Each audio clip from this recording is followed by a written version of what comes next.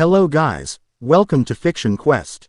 So in this video, we will see, what if Naruto was reborn in RWBY and got married to Young, Blake, and Pyrrha? If you enjoy these kinds of stories, don't forget to show us some love by hitting the like button and subscribing to the channel. Your support means the world to us. Now, let's start the story. Chapter 1. The Boy from the Ruins. The wind on the frontier of Vale had a bite to it, a razor's edge honed by miles of untamed wilderness. It carried the scent of pine, damp earth, and the faint, unsettling musk of decay that clung to the creatures of Grimm. Naruto Arashi breathed it in, his senses sifting through the layers of information as easily as breathing. He stood on the branch of an ancient oak, a silent sill. Wet against the bruised purple of the twilight sky, his worn gray cloak fluttering around him. Below, the forest floor was a tapestry of shadow and moonlight. His target was close. He could feel the thrum of its foul energy, a dissonant note in the otherwise peaceful symphony of the woods. He'd been tracking it for 2 days, a particularly large Borbatusk that had gored a prospector and terrorized a logging camp. It was a mundane task, a simple extermination job for a handful of lean, but it was work. And work kept him moving. A flicker of movement in the undergrowth. A rustle of leaves that didn't belong to the wind. Naruto's eyes, a blue so deep they seemed to drink the light, narrowed. He shifted his weight, his boots making no sound on the bark. He wasn't a huntsman. He didn't have a license, a team, or a fancy transforming weapon. He had a set of well-worn combat pants, a black shirt, a pouch of kunai, and the strange, vibrant energy that hummed beneath his skin. He had his memories, a lifetime of them. Scarred and brilliant, from a world that was no more. The Borbatusk burst from a thicket, a squat cannonball of black hide and bony armor plates. It was bigger than the reports suggested. Its tusks yellowed and chipped from countless battles. It squealed, a sound of pure malice, and charged a petrified stump, shattering it into splinters. It was agitated, hunting. Naruto dropped. He didn't fall. He descended, landing in a crouch that barely disturbed the soil. The creature spun, its beady red eyes locking onto him. It snorted, pawing the ground, a prelude to a charge. Naruto didn't move. He let the beast build its momentum, let it commit. The world seemed to slow, the Borbatusk's thundering approach becoming a predictable, linear path. Too slow, a voice that was his own, yet older, echoed in his mind. 3 steps before impact, Naruto vanished. Not with a burst of speed that a semblance might grant, but with an instantaneous shift in position. He reappeared behind the charging beast, his right hand already cupped. A vortex of brilliant blue energy, no bigger than his palm, began to swirl with a high-pitched whine that cut through the air. It wasn't aura, not exactly. It was denser, more potent. It was chakra. He didn't shout an attack name. He didn't need to. He thrust his hand forward, pressing the nascent Rasengan into the Borbatusk's unarmored flank. The impact was not an explosion. It was a grinding, annihilating force. The creature was thrown sideways, its charge broken as the spiraling energy tore through its flesh and shadowy essence. It hit a tree with a sickening crack, its form already dissolving into black smoke before it slid to the ground. Within seconds, it was gone, leaving only a deep gouge in the earth and the lingering smell of ozone. Naruto stood over the spot, the blue sphere in his hand fading into nothing. He flexed his fingers, the phantom sensation of the spiraling power still tingling in his nerves. It was a pale imitation of what it once was. A flickering candle against the sun of his former strength.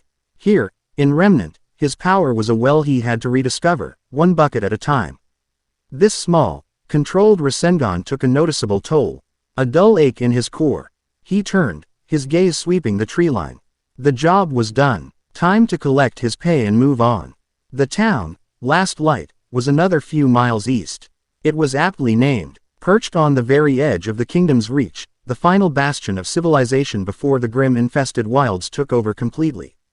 A place for supplies, a hot meal, and maybe, if he was lucky, a night in a bed that wasn't the cold, hard ground. As he walked, his mind drifted. The sight of the charging Grimm, the instinct to protect, it had stirred something.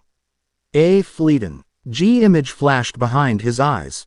Flames licking at wooden buildings, the screams of people he knew, the overwhelming terror of a child facing a tide of black monsters.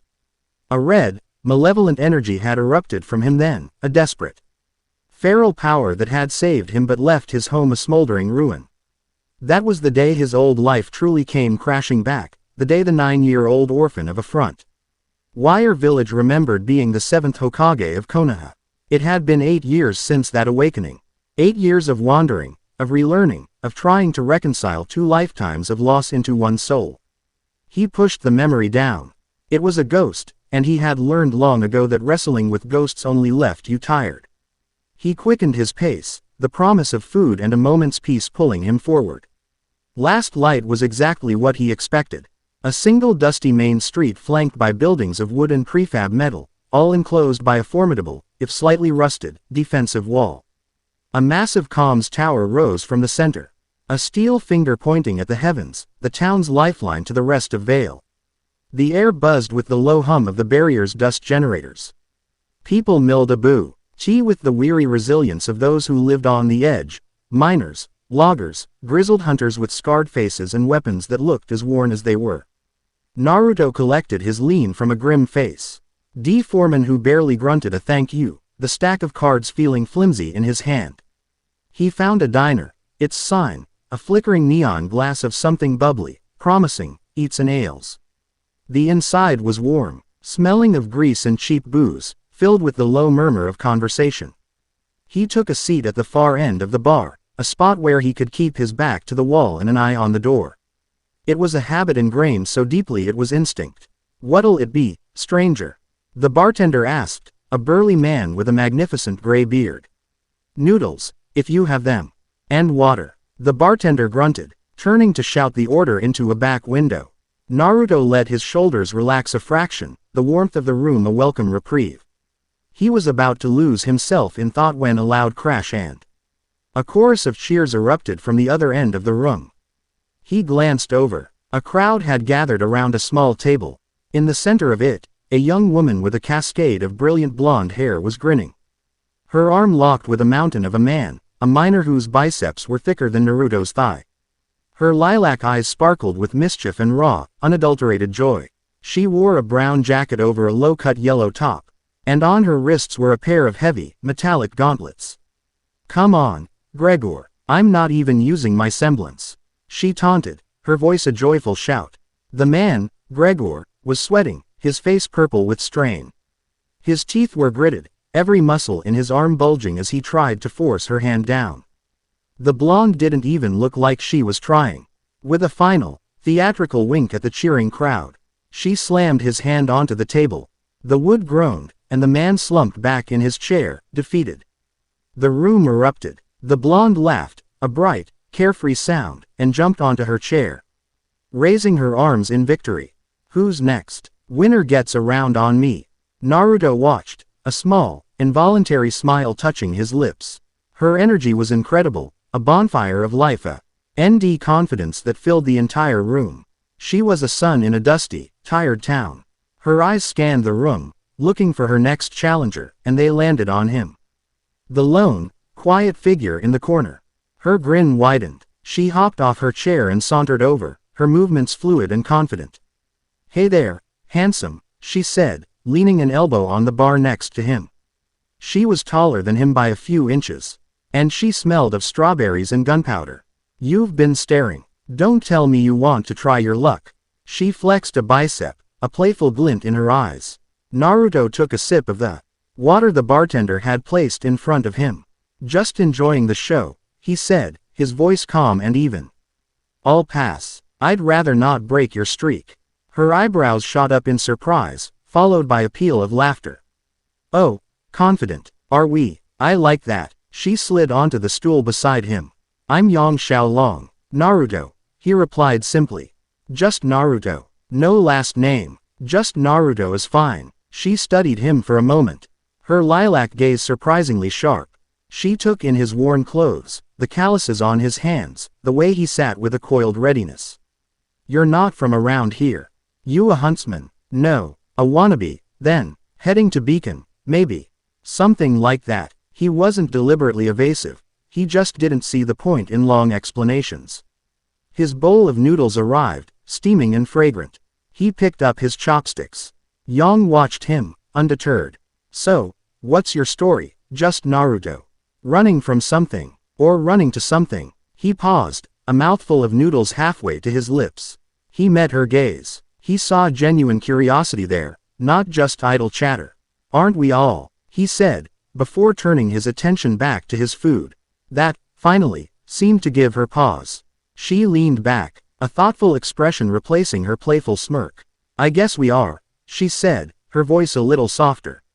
I'm here visiting an old family friend. Heading back to Signal Academy tomorrow.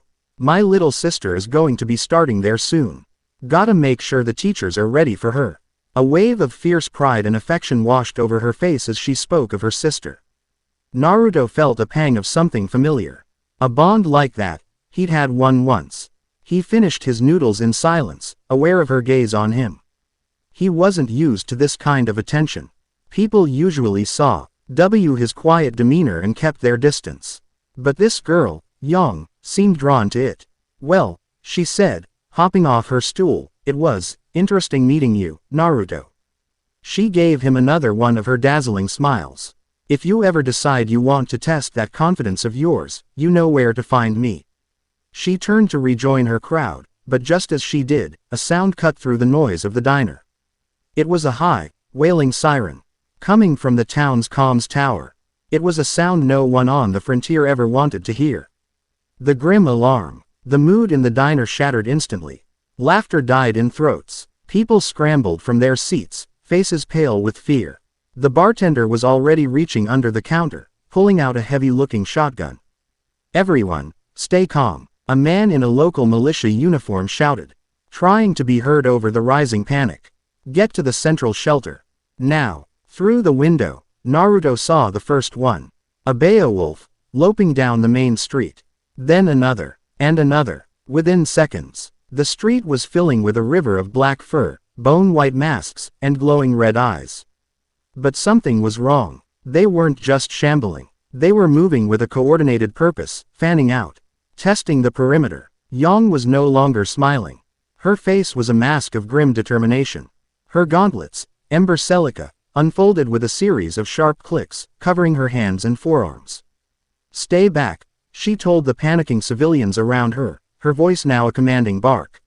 She was already moving toward the door. Naruto was on his feet, the lean for his meal left on the counter.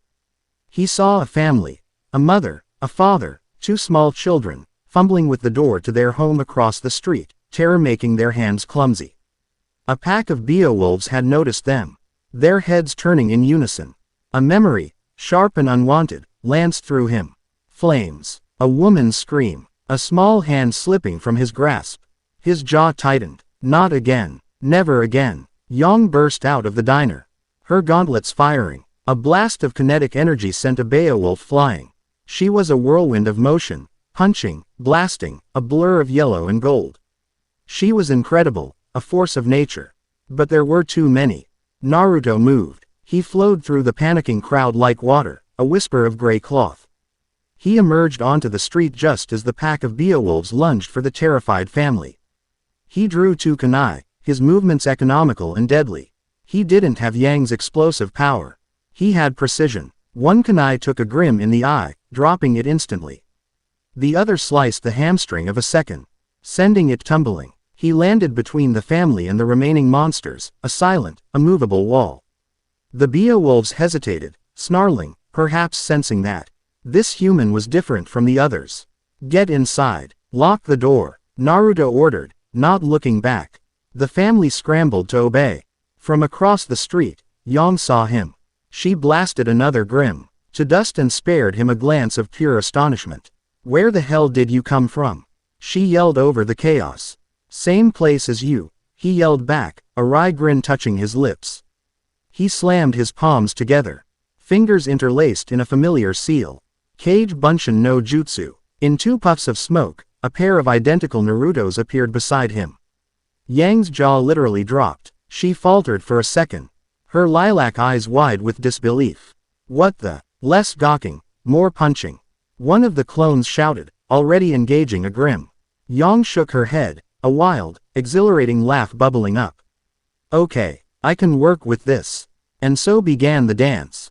It was chaotic, brutal, but strangely beautiful.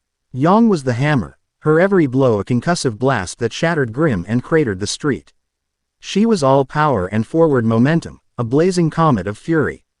Naruto and his clones were the rapier. They flowed around her, a seamless unit of three.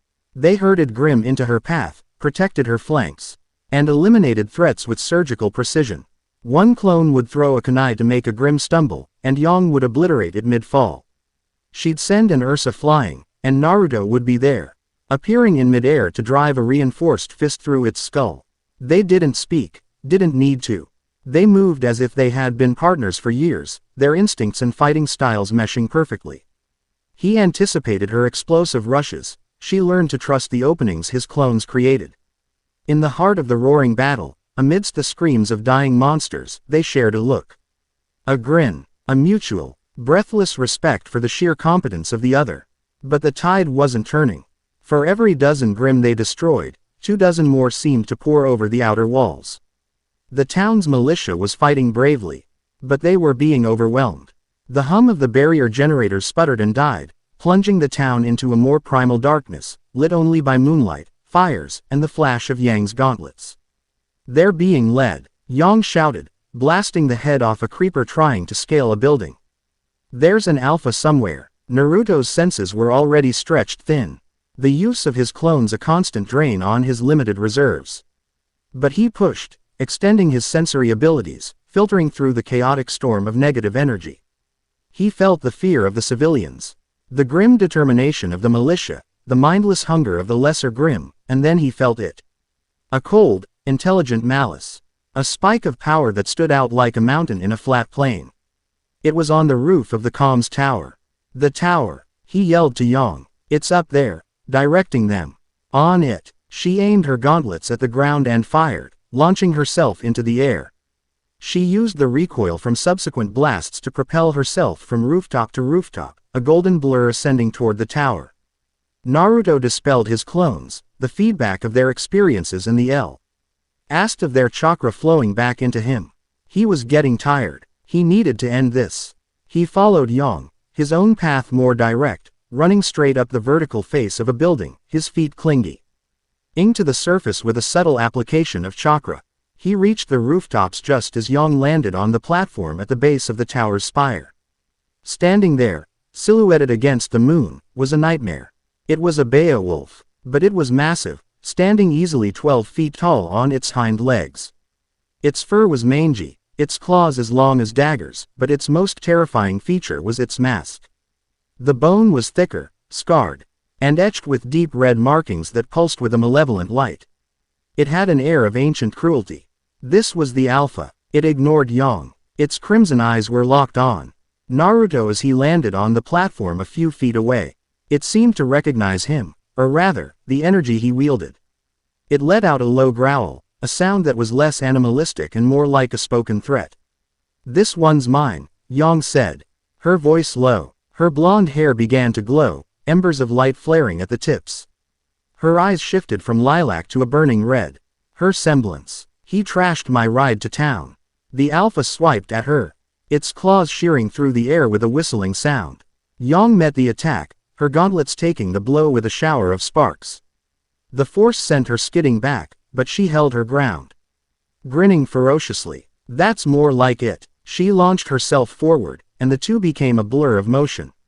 It was a battle of pure, unrestrained power. Yang's fists against the Alpha's claws.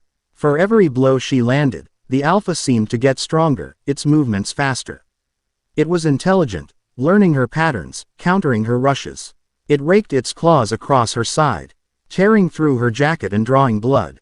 She cried out in pain and fury, the glow of her hair intensifying. Naruto watched, his hand clenched. He could intervene, but he saw the look in her eyes. This was personal. This was a challenge she needed to meet. But the Alpha was too strong, too old. It weathered her storm of blows, and with a roar, it caught her off guard, batting her aside with a powerful backhand. She crashed into the tower's support structure, slumping to the ground, her semblance flickering. The Alpha turned its attention back to Naruto. It saw him as the true threat. It took a step toward him, its jaws opening to reveal rows of dagger-like teeth. Hey, ugly, a pained voice called out. Yang was pushing herself back to her feet, bruised and bleeding, but her eyes were still defiant. We're not done yet. Naruto looked at her, at the unwavering fire in her spirit, and made a decision. He stepped forward, placing himself between her and the Alpha. You've done enough, he said. His voice soft but firm. Rest, I'll finish this. But, trust me, he didn't look at her, but she could feel the absolute certainty in his words. He turned his full attention to the Alpha. He took a deep breath, reaching deep into his core, past the aches and the exhaustion. He drew on the vast, quiet ocean of power that lay dormant within him, pulling forth a fraction more than he was comfortable with. He felt the familiar warmth of Kurama's energy, not the raging inferno of his youth, but a steady, supportive glow, a partner's presence. His right hand shot up. He formed a clone without a hand sign, a flicker of pure muscle memory. The clone helped him shape the energy, pouring more and more power into the vortex in his palm. The sound changed. The high-pitched whine deepened into a roar. Like a miniature hurricane, the small ball of energy expanded, swirling violently, the air around it distorting. The Rasengan, a real one. The Alpha Beowulf, for the first time, showed something akin to fear. It reared back, its instincts screaming at it to flee from the concentrated destruction in the human's hand. It was too late. Naruto charged. He was a streak of gray and black, closing the distance in an instant. The Alpha swiped, but he was already under its guard. He drove the roaring sphere of chakra directly into its chest. Rasengan. The name was a whisper, a memory spoken aloud for the first time in this new life. The world went white and silent for a moment. Then the sound returned, a deafening, grinding explosion. The Alpha didn't fly back, it was consumed. The spiraling chakra ripped it apart from the inside out, atomizing its physical form. A column of raw power shot up into the night sky, and the Alpha Beowulf, the ancient terror of the frontier, ceased to exist. The resulting shockwave blasted outwards, clearing the rooftop of all debris. The lesser Grimm on the streets below, their leader gone, faltered. Their coordination broke, and they descended into a mindless, disorganized mob, easily picked off by the emboldened militia. A profound silence descended on the rooftop, broken only by the whistling wind. Naruto stood where the Alpha had been, his right arm trembling from the strain. The sleeve of his shirt was shredded, his hand raw. The attack had taken nearly everything he had. He swayed, a wave of exhaustion washing over him. A pair of strong arms caught him before he fell. "Whoa there, hero," Yang's voice said, laced with exhaustion and sheer, unadulterated awe. "Easy." He leaned against her, the smell of strawberries, gunpowder, and now blood filling his senses. He looked up at her. Her hair was no longer glowing, her eyes were back to their normal lilac, and she had a nasty gash on her side, but she was smiling. "That," she said, her voice barely a whisper, "was the coolest thing I have ever seen." A dry chuckle escaped his lips. "Glad you liked the show." They stood there for a long moment, supporting each other under the pale moonlight. The sounds of the town slowly returning to a semblance of normalcy below. The crisis was over. Later, after being patched up by a grateful town medic, they found themselves back in the same diner. It was battered. A window was shattered, but it was still standing. The bartender, his face grim but proud, poured them each a glass of his best whiskey on the house. They sat in a comfortable silence for a while, the adrenaline slowly draining away, leaving behind a deep, bone-weary ache. "So," Yang finally said, breaking the quiet. She swirled the amber liquid in her glass. "That spinny ball of doom thing. That's not a semblance, is it?" It wasn't a question. "No," Naruto admitted. "It's something else. Something you can teach me?" she asked, a hopeful, teasing glint in her eyes. He shook his head, a genuine smile on his face. "I don't think it works that way." She sighed dramatically. "A girl can dream. And those clones. Seriously, how?" "It's complicated." She looked at him, her expression turning serious. "You fight like you've been doing it your whole life. You saw that family, and you didn't even hesitate." Her gaze was piercing, seeing more than he was comfortable with. "You've lost people, haven't you?" The question hung in the air between them. It wasn't an accusation. It was a statement of fact, spoken with a quiet empathy that cut through his defenses. He thought of his parents. Of Jiraiya, of Neji, of his own destroyed village in this world. The faces were a blur of 2 lifetimes of grief. He didn't answer with words. He just met her gaze, and in the deep blue of his eyes, she saw the answer. She saw the truth of her words reflected in an ocean of old pain. Her expression softened. She reached out, her hand gently covering his on the bar. Her skin was warm. "Me too," she said softly, her voice losing all of its earlier bravado. "My mom." In that moment, the connection between them solidified. It was no longer just about their shared prowess in battle. It was a bond forged in the quiet understanding of loss. He saw past her boisterous, thrill-seeking exterior to the fiercely protective heart beneath. And she saw past his silent, stoic shell to the lonely, weary soul of a protector who had seen too much. He gave her hand a light squeeze of acknowledgement before pulling away. "You should get some rest. You're hurt," says the guy who could barely stand up. She retorted, but there was no heat in it. She stood, wincing as her injuries protested. "Yeah, you're right." She paused at the door. "Naruto, thank you for everything. You too, Yang." She gave him a small, tired smile and disappeared into the night. Naruto stayed at the bar, nursing his drink, feeling more at peace than he had in a long time. Unseen, unheard, in a space that was not a space. Something had taken notice. The final, explosive release of Naruto's Rasengan had not just dissipated into the atmosphere of remnant. It had sent a ripple through the very fabric of reality. A pulse of energy unique in its signature. In a realm of sterile white infinity, a consciousness without form or name perceived this ripple. It was an ancient, cosmic warden. A being tasked with pruning timelines and cleansing aberrant energies. The twin gods who had created and abandoned this world had been a minor, localized anomaly. This new energy was different. It was an echo of a far older, far more potent pattern, a lineage it had thought expunged from this corner of the multiverse. Less than query. Unidentified signature detected. Location: Planet 8.1.7.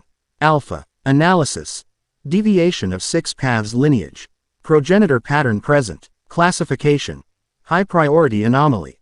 Greater than. A silent, cosmic eye, larger than a galaxy, turned its gaze toward a small, insignificant world. T had been content to let this flawed creation rot on its own. Now, it had a reason to intervene. Less than status. Observation protocol initiated. Greater than. Back in Last Light, a lone figure detached himself from the shadows of a rooftop overlooking the diner. He was tall and lanky, with gray hair, a perpetual slouch, and a flask he occasionally lifted to his lips. A single black crow landed on his shoulder, cawing softly. "Yeah, I saw it too," Hero Bronwyn muttered, taking a long swig. Not a semblance, not dust, something else. He had been sent by Ozpin to investigate the unusually high concentration of grim activity. He had expected to find a nest, maybe a new species. He had not expected to find a one-man, or rather, a 3-man army and a blonde firecracker holding off a siege. He had especially expected to see a monster that would have given a full team of huntsmen trouble be vaporized by a kid with a glowing blue ball. Ozpin needed to see this. Hero dropped from the roof, landing silently in the alleyway. He walked out onto the main street, his footsteps confident and relaxed, and pushed open the door to the diner. Naruto's head snapped up, his body instantly tense. He had not heard or sensed the man's approach. Hero sauntered over and slid into the stool Yang had vacated. He flagged down the bartender. "Give me his tab, and a bottle of your cheapest." Naruto watched him, his expression guarded. He recognized the type. The casual demeanor was a front for a razor-sharp edge. This man was dangerous. "That was quite a light show you put on," Hero said, not looking at him. "That little trick with the clones is handy. And the finisher, I don't think I've ever seen a grim turn to dust quite that enthusiastically." Naruto remained silent. Hero finally turned to face him, his red eyes sharp and analytical. A kid with that kind of power, wandering the frontier alone. It's a strange thing. Makes a man curious. Makes him wonder what you're capable of when you're not half exhausted. "What do you want?" Naruto asked, his tone flat. "I want to offer you a proposition," Hero said, leaning forward.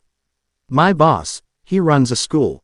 A special kind of school, for people with unique talents. A place where you could learn to control that power, to make it stronger. A place where you could do a lot more good than just saving one-horse towns. He took another drink from his flask. He's always looking for diamonds in the rough. And kid, you're not just a diamond.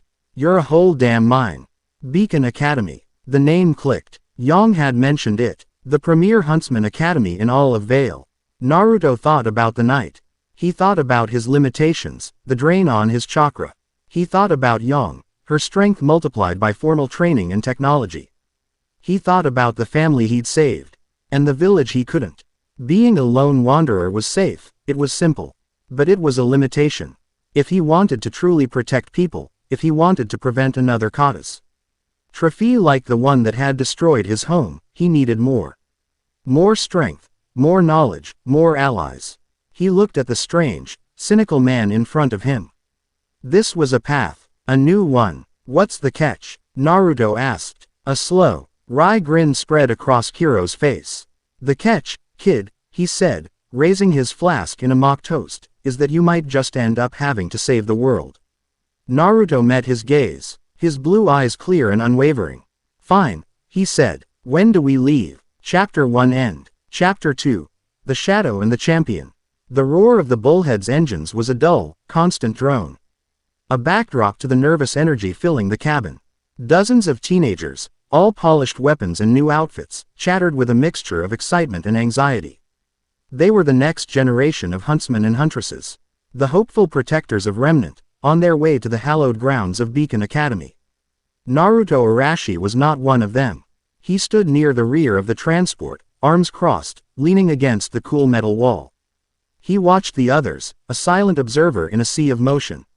He saw a boy with a sword and shield, his face a pale shade of green, looking as though he was seconds away from losing his breakfast.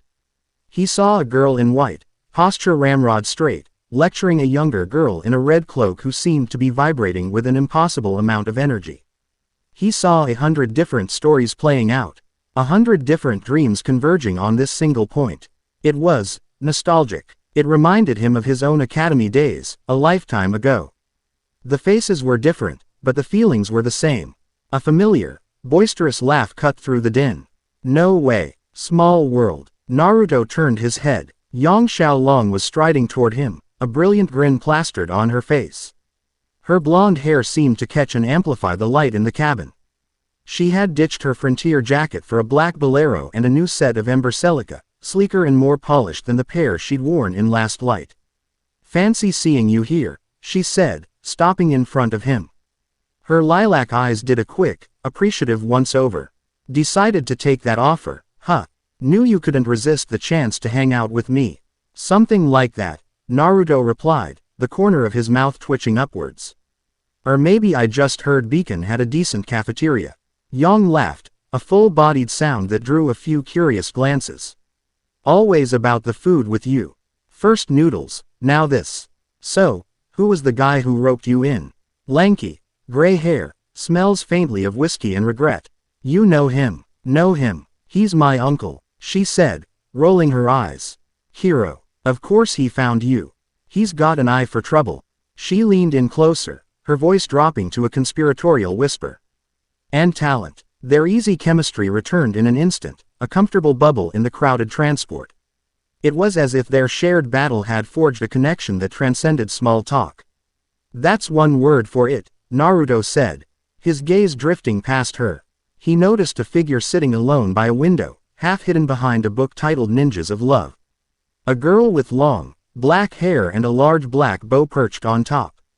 She seemed determined to be invisible, radiating an aura of quiet solitude. His senses, honed by a lifetime of vigilance, picked up something else, a faint, underlying tension, like a coiled spring. His gaze moved on, landing on another standout, a tall, stunningly beautiful girl with vibrant red hair tied in a ponytail. She was surrounded by a small crowd of admirers, all stammering and vying for her attention. It was Pyrrha, the four-time champion of the Mistral Regional Tournament, the face on the Pumpkin Pete's Marshmallow Flakes box. He'd seen her picture on posters in last light. She handled the attention with practiced grace, smiling politely, but Naruto saw the exhaustion in her eyes. The isolation of the pedestal. It was a look he knew well. "Attention, students," a voice, calm and feminine, echoed from the intercom. A holographic screen flickered to life, showing a woman with blonde hair in a tight bun and a pair of severe-looking glasses. "My name is Glinda Goodwitch. You are among a privileged few who have received the honor of being selected to attend this prestigious academy." As she spoke, the bullhead began to bank, and the city of Vale came into full view. It was a sprawling metropolis, a testament to civilization's tenacity, sheltered by the protective embrace of beacons towering spires. The academy itself was a marvel of architecture, a fortress and a palace all in one. Its green-roofed towers reaching for the sky like promises of greatness. "Our world is experiencing an incredible time of peace," Goodwitch continued, "and as future huntsmen and huntresses, it is your duty to uphold it." Naruto snorted softly. Peace. The word felt hollow. He had seen the frontier. He had seen the fear in last light. This, peace, was a fragile illusion. A walled garden surrounded by a hungry, howling wilderness. "Whoa," Yang breathed, looking out the window. "We're really here." Naruto met her eyes. He saw genuine awe there, the culmination of a lifelong dream. For a moment, he felt a pang of something he couldn't name. He wasn't here because of a dream. He was here because of a duty he'd carried for 2 lives. He was here to get stronger, ensure no more towns like his fell to the darkness. Soon, they were all herded into the grand auditorium. It was a cavernous space, filled with hundreds of anxious students. At the front of the stag, stood a man with silver hair and small, round spectacles. He held a mug in one hand and a cane in the other. He had a calm, grandfatherly air about him, but Naruto's senses screamed otherwise. This was the man Kiro had called his boss. This was Headmaster Ozpin. The man's presence was a deep, still lake. On the surface, it was placid. But beneath, Naruto could feel ancient currents, a well of power and knowledge so profound it made the hairs on his arms stand up. This was a man who carried the weight of centuries. He was like the old Sandame, but even older, even more burdened. He was a of games on a scale Naruto was only just beginning to comprehend. "I have seen a great deal," Ozpin began, his voice quiet yet carrying to every corner of the hall. He spoke of knowledge, of purpose, of the choices that would define them. It wasn't a rousing speech. It was a somber, thoughtful welcome. He looked out at the sea of faces, and for a fleeting second, his eyes met Naruto's. There was a flicker of recognition, a brief, silent acknowledgement. "So, you're the one," the look seemed to say. "You were the anomaly." The next morning came quickly.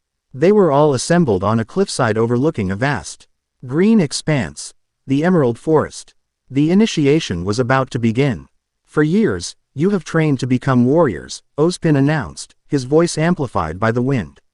"Today, your abilities will be evaluated in the Emerald Forest." Glinda Goodwitch stepped forward. "Your task is to proceed to the northern end of the forest. There you will find a ruined temple containing a number of relics. Each of you is to retrieve one. You will be monitored and graded for the duration of your initiation." Ozpin smiled faintly. "And one more thing. The first person you make eye contact with after landing will be your partner for the next 4 years." A wave of panicked murmuring went through the crowd. Naruto simply raised an eyebrow. "A forced partnership. A test of adaptability. Clever. Do not hesitate to destroy everything in your path," Ozpin added, a twinkle in his eye, "or you will die." Before anyone could fully process that, the platform beneath the first student's feet launched them into the air like a stone from a catapult. One by one, they were flung into the forest. The green-faced boy, John, sailed through the air with a terrified scream. Yang, whooping with glee, shot into the sky like a golden rocket. When Naruto's turn came, he didn't brace. He didn't shout. He simply let the mechanism do its work. He soared through the air, the wind whipping at his cloak. Below, the treetops were a blur of green. He twisted his body, controlling his descent, his shinobi training taking over. While others flailed or used their weapons to slow themselves, he aimed for a thick, sturdy branch. He landed in a perfect, silent crouch, his cloak settling around him. The forest was alive, The air was thick with the scent of pine and the hum of unseen things. He could feel the Grimm. Dozens of them, scattered like stones in a pond. But there was something else. A flicker of malice that wasn't Grimm. It was disciplined, focused, humanoid. He pushed off the branch, a gray blur moving through the canopy. He wasn't scrambling to find a partner. He was on a mission. Assess the threats. Identify the anomalies. He flowed from tree to tree, his movements so fluid he seemed a part of the forest itself. He landed on a branch overlooking a small clearing. Below, the girl with the black bow, Blake, he remembered someone calling her, was fighting. She moved with a liquid grace. Her weapon a versatile combination of sword, cleaver, and pistol. A black ribbon trailed from the hilt, which she used to swing and create distance. She was good, very good, but she was in trouble. She wasn't just fighting Grimm. 3 figures in black and white uniforms, wearing the snarling masks of the White Fang, were methodically boxing her in. They moved with a chilling coordination, their blades forcing her back, cutting off her escape routes. They weren't trying to kill her. They were trying to capture her. Blake dispatched a Beowulf with a clean slice, then used her weapon's ribbon to yank herself away from a lunging swordsman. She was breathing heavily, her amber eyes darting between her opponents. She was outmatched. Naruto watched for another second, analyzing their tactics. They were professionals. They used flanking maneuvers, feints, a clear command structure. This was an abduction, planned and executed. And he wasn't about to let it happen. He dropped from the tree. He landed behind the largest of the White Fang agents, a burly bear faunus, without a sound. Before the man could even register his presence, Naruto drove the heel of his palm into the base of his skull. A precise, chakra-enhanced strike. The man's eyes rolled up, and he crumpled without a sound. The other 2 spun around, shock widening their eyes behind their masks. What the? Naruto didn't give them time to think. He was a whisper of motion. He ducked under a wild sword swing from one, his hand grabbing the man's wrist. He twisted, using the man's own momentum against him, and slammed him face first into a tree. A sharp crack, and another one went limp. The final agent, a woman with a panther's tail twitching in agitation, backed away, her sword held in a desperate guard. She looked from her fallen comrades to the silent, gray-cloaked figure who had dismantled them in seconds. She saw Blake, who was staring at Naruto with wide, disbelieving eyes. Traitor. The agent hissed at Blake. Adam was right about you. She then lunged at Naruto, her blade a silver blur. Naruto met her charge. He didn't even draw a kunai. He moved inside her guard, his hand chopping down on her sword arm, forcing her to drop her weapon. His other hand shot out, 2 fingers striking a pressure point on her neck. Her eyes went wide, and she collapsed, unconscious. Silence returned to the clearing, bro. Ken only by the distant sounds of the forest. Blake stood frozen, her weapon held loosely in her hand. Her chest rose and fell rapidly. She was looking at Naruto not as a savior, but as something terrifying. The sheer, cold efficiency of his actions was unlike anything she had ever witnessed. He hadn't fought them. He had eliminated them, as one would swat a trio of flies. Naruto walked over to the first agent he'd taken down. He reached out and unceremoniously pulled the grim mask from the man's face. He then looked back at Blake, at the large black bow on her head. Her amber eyes were filled with a mix of fear and defiance. Waiting for the accusation, the judgment. Naruto's expression was unreadable. He looked from the mask in his hand to the bow on her head, and then directly into her eyes. He saw the cornered animal, the runaway hiding in plain sight. He saw the weight of a secret that was crushing her. He tossed the grim mask aside. His voice, when he spoke, was quiet, devoid of any accusation. Masks are heavy, aren't they? The question hit her harder than any physical blow. It wasn't, are you with them? Or, what's your secret? It was a simple, profound statement of empathy. It was the voice of someone who understood the burden of hiding what you are. Her carefully constructed walls, the ones she had spent months building, crumbled into dust. Her fierce, guarded expression faltered, replaced by a raw vulnerability. Before she could find her voice, he spoke again. Come on, we're partners now. He turned and started walking north, as if the matter was settled. Blake stared at his back. Her mind reeling. He hadn't waited for her to make eye contact. He had simply acted, and then declared their partnership. He knew, or at least he suspected, her secret, and he didn't care. In fact, he seemed to understand it. After a moment of stunned silence, she holstered her weapon and hurried to catch up, her thoughts a whirlwind of confusion and a strange, unfamiliar feeling of relief. They traveled in silence for a time, a comfortable quiet that Blake found herself grateful for. Naruto moved with a confidence that was infectious, and for the first time since she'd left the White Fang. She didn't feel like she was looking over her shoulder. They soon arrived at the northern end of the forest. A collection of moss-covered ruins stood in a large clearing, stone pillars and crumbling arches arranged around a central dais. On pedestals sat the relics, chess pieces, a golden knight, a black bishop, a white rook. And they were not alone. Standing near the center of the ruins, her back to them, was Pyrrha. At her feet lay the dissolving remains of a massive death stalker, its stinger impaled on her shield, Xiphos. She retrieved her spear, Milo, from its skull and calmly wiped it clean. She had a grace and economy of motion that spoke of years of relentless training. She turned as she heard them approach, a polite, practiced smile gracing her features. "Hello there. Good to see other friendly faces." Naruto nodded in greeting. "Pyrrha." Her smile wavered slightly, a flicker of that familiar weariness. "That's me." Naruto's eyes scanned the pedestals. There were several sets of pieces. He gestured toward the golden knights. "We'll take those." "An excellent choice," Pyrrha said, her gaze lingering on Naruto for a moment. There was an analytical curiosity there. She had likely heard the commotion of his landing, or perhaps even sensed his presence. Just as Blake moved to pick up a piece, a thunderous roar echoed through the clearing. A new grim emerged from the trees. And this one was different. It was an Ursa Major, but it was ancient. Its hide was thick and scarred, almost petrified in places. One of its eyes was a milky white, and a broken tusk jutted from its jaw.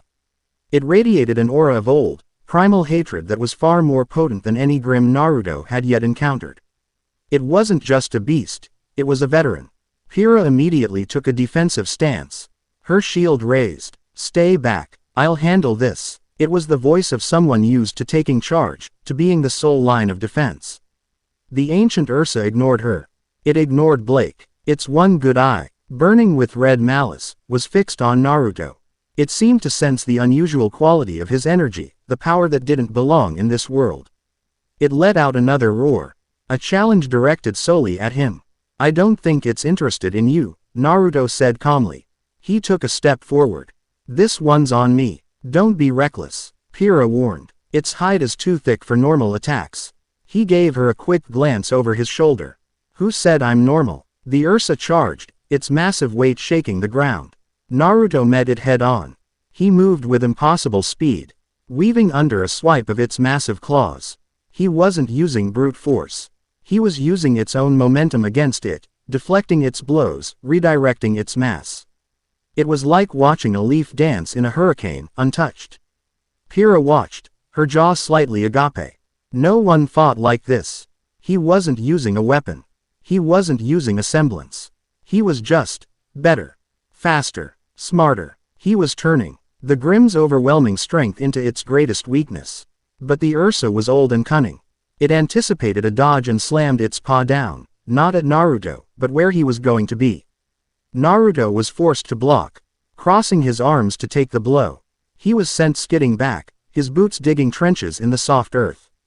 The impact was jarring, a blunt force trauma that would have shattered the aura of a lesser fighter. He grunted, shaking his arms out. The beast was tougher than he thought. His normal chakra-enhanced strikes wouldn't be enough to pierce its ancient hide. He needed more. He closed his eyes for a barest fraction of a second. He didn't think. He just reached. He reached out, not just into his own reserves, but into the world around him. He felt the life energy of the ancient trees, the hum of the earth beneath his feet, the very essence of the natural world. It was a technique he hadn't truly attempted since his awakening, a faint memory from his first life. Sage mode. The energy flooded into him. It was raw, untamed, and difficult to control. This wasn't the perfect balance he had achieved on Mount Myoboku. This was a desperate, instinctual grasp. He felt a surge of incredible power. his senses expanding 1,000-fold. He could feel every leaf on every tree, every insect in the dirt. He could feel the cold, dead core of the Ursa's being. His eyes snapped open. The pupils had contracted into horizontal bars, like those of a toad. A faint orange pigmentation appeared around his eyes, like a warrior's paint. Pyrrha and Blake both gasped. The change in him was palpable. The air around him grew heavy, charged with a potent, primal energy. The Ursa hesitated, its animal cunning screaming at it that the prey before it had just become the predator. Naruto vanished. He reappeared above the Ursa. His hands clasped together in a hammer fist. He brought them down on the creature's head. The impact wasn't loud. It was a heavy, sickening thud. But the force behind it was immense. The Ursa's thick, armored skull cracked like an eggshell, and its massive body collapsed, its red eye fading to black. It dissolved into smoke, faster than any Grim before it. Naruto landed lightly on his feet. The orange markings around his eyes fading, his pupils returning to normal. A wave of dizziness washed over him.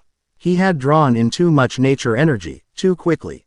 The imbalance left him feeling nauseous, his own chakra warring with the foreign power. He stumbled, catching himself on a crumbling pillar. In that moment, the silent, sterile consciousness of the silent judge registered the event. The first signal had been a query. This one was a confirmation. Less than confirmed. 6 paths Sage Art detected. Energy signature is unstable but potent. Target is relearning. Greater than. Less than THREAT assessment escalated. Category 2 anomaly. Proactive containment required. Greater than. Less than searching for suitable instrument. Candidate found. Cinder Fall. Motivation. Power. Vulnerability. Pride. Greater than. In a darkened room miles away, Cinder Fall was reviewing her plans for the Vital Festival. She felt a sudden, exhilarating chill. A whisper in the back of her mind, a voice that was not her own, promised her everything she ever wanted. The power to burn the old world and stand atop its ashes. A new, cold strength welled up within her, and she smiled, believing it to be the blossoming of her own destiny. She had been chosen. Back in the ruins, Pyrrha rushed to Naruto's side, her practiced smile gone, replaced by genuine concern. "Are you all right? What was that? Your eyes." "I'm fine," Naruto grunted, pushing himself upright. "Just overdid it." Blake approached cautiously, her amber eyes filled with a new level of awe and trepidation. First, the silent takedown of her former comrades. Now, this. Who was he? "We need to get our relics and go," Naruto said, his voice a little strained. He walked over to the pedestals. There was only one set of gold knight pieces left. He picked one up. Pyrrha looked at him, then at the remaining gold knight. She had come here alone, expecting to find a partner among the other powerhouses. But this quiet, mysterious boy had just demonstrated a level of power that dwarfed her own. More than that, he hadn't boasted. He had simply acted. "It seems we're partners," she said, picking up the second knight. Her voice was steady, but her heart was hammering in her chest. For the first time in years, she felt excited. She was standing next to someone who didn't see the invincible girl. He saw a fighter, and he had just shown her there were levels of strength she had never even dreamed of. Just as they were about to leave, they heard a cry for help. "Ah, get it off." They rounded a large pillar and saw a comical, yet dire, scene. The boy from the bullhead, John, was pinned to a tree by the massive stinger of a Death Stalker, his shield just barely holding it at bay. A team of 4 older students stood nearby, laughing. Their leader, a tall boy with bronze armor, was leaning on his mace. "Cardin Winchester. Looks like we've got a damsel in distress, boys," Cardin sneered. Naruto's eyes narrowed. He despised bullies. He'd spent a lifetime fighting them. Without a word, he flicked his wrist. A kunai, a blur of black steel, shot through the air. It didn't hit the Death Stalker. It struck the tree right beside its head with a sharp thwack. The sound was enough. The massive Grim, startled, reared back, pulling its stinger free from John's shield. John fell to the ground in a heap. The Death Stalker turned, its multiple red eyes focusing on the new arrivals. Pyrrha didn't hesitate. She threw her shield, which ricocheted off a pillar and slammed into the Grim's side, making it stagger. Blake dashed forward, firing her weapon, providing covering fire. Carden and his team just watched, their smirks fading into expressions of surprise. Naruto ignored them all. He walked past the Grim, his gaze cold and hard, and stopped in front of Carden. "Are you going to help him?" he said, his voice dangerously low, "or are you just going to stand there and watch?" Carden, faced with the quiet intensity of the boy who had just appeared out of nowhere, took an involuntary step back. He blustered, "Hey, we were just..." Naruto didn't wait for the excuse. He turned his back on him, a gesture of pure dismissal, and focused on the real threat. Pyrrha and Blake were holding their own. But the Death Stalker was a formidable foe. "Blake, aim for the legs, keep it off balance," Naruto commanded. "Pyrrha, its weak point is the neck, just under the head. I'll draw its attention." They followed his orders without question. He had earned their trust. He created 2 shadow clones, sending them to harass the Grimm's flanks. The real Naruto charged straight ahead, drawing the creature's pincer and stinger attacks. He was a whirlwind of dodges and feints, an impossible target. Pyrrha saw her opening. With a cry, she launched herself into the air, using her polarity to give her an extra boost. She came down like a crimson meteor, her spear plunging deep into the soft flesh of the Death Stalker's neck. It let out a final, gurgling shriek and collapsed, dissolving into black smoke. We did it," John stammered from the ground, looking up at his saviors in awe. "It was a team effort," Pyrrha said kindly, offering him a hand up. They returned to the cliffside, relics in hand. Ozpin and Goodwitch were waiting. Team by team, students presented their pieces. Carden Winchester, Russell Thrush, Dove Bronzewing, Skylark, Ozpin announced. As Carden's team presented their Black Bishop pieces, "The 4 of you retrieved the Black Bishop pieces. From this day forward, you will work together as Team CRDL, led by Carden Winchester." Carden puffed out his chest. Naruto just shook his head in disgust. Next came the girl in the red cloak, Yang, Blake, and the girl in white. Team RWBY. Yang caught Naruto's eye and gave him a triumphant wink. Finally, John, Pyrrha, and a quiet, black-haired boy with a magenta streak in his hair stood before Ozpin. They presented their gold rooks. Naruto and Blake stepped up with their gold knights. A problem. 5 people, 2 sets of pieces. Ozpin looked at the assembly, his gaze lingering on Naruto. Lai Ren, Pyrrha Nikos, John Ark. "It appears the 3 of you found the gold rook pieces." He then turned to Naruto and Blake. "And Mr. Arashi, Ms. Belladonna, you have the gold knights. However, the initiation calls for pairs, and you returned as a trio with Ms. Nikos. An unusual outcome." He paused, a thoughtful hum in his throat. "But rules can be amended for exceptional circumstances." His eyes met Naruto's again. "Naruto Arashi, John Ark, Pyrrha Nikos, Lai Ren, the 4 of you retrieved the gold pieces. From this day forward, you will work together as Team Azure." He gestured to a screen, which displayed the 4 of their faces under the team name. Led by Ms. Pyrrha Nikos. Pyrrha looked shocked. John looked relieved. Ren remained impassive. And Naruto just nodded. He hadn't come here to be a leader. He had come here to get stronger. And as he looked at his new team, a champion burdened by fame, a struggling boy with a good heart, and a silent, observant warrior, he knew this was going to be interesting. He was no longer a lone wanderer. He was part of a team. It was a start. Chapter 2 End. Chapter 3. Masks and Monarchs. The first few weeks at Beacon settled into a rhythm that was both demanding and surprisingly mundane. Mornings were for classes, grim studies with Professor Port, whose booming tales of his youth were more performance than lecture, combat history with Dr. Oobleck, who spoke and moved with the caffeinated velocity of a hummingbird, and general sparring with Glinda Goodwitch, whose sharp critiques and telekinetic discipline left no room for ego. Afternoons were for team training. For Team Azure, this quickly became a dynamic revolving around their quiet, gray-cloaked anomaly. Naruto had, without seeking the role, become the fulcrum of their development. "No, stop," Naruto said, his voice cutting through the crisp air of the training courtyard. He stood with his arms crossed, watching John Ark. The boy was panting, his sword and shield feeling like lead weights in his hands as he faced off against a patient, ever-graceful Pyrrha. Un stumbled back from a simple feint by Pyrrha, his footwork a tangle of good intentions and clumsy execution. I don't get it. I'm doing exactly what you said, Pyrrha. Foot here, shield up, watch the eyes. Your form is technically correct, John, Pyrrha said kindly, her own spear held in a relaxed guard. But you're thinking about the steps. It's like trying to read sheet music in the middle of a concert. By the time you've found your note, the song has moved on. She's right, Naruto added, stepping forward. You're trying to remember how to fight. You need to forget. He walked around John, his eyes narrowed in thought. You're fighting the sword, you're fighting your feet. You're not fighting her. He tapped John's chest. Your head is full of noise. Empty it. Forget the textbook. Feel the rhythm. Her rhythm. The rhythm of the fight. John just looked bewildered. Feel the, what? Naruto sighed, a faint smile on his lips. It was like teaching a genin for the first time, all over again.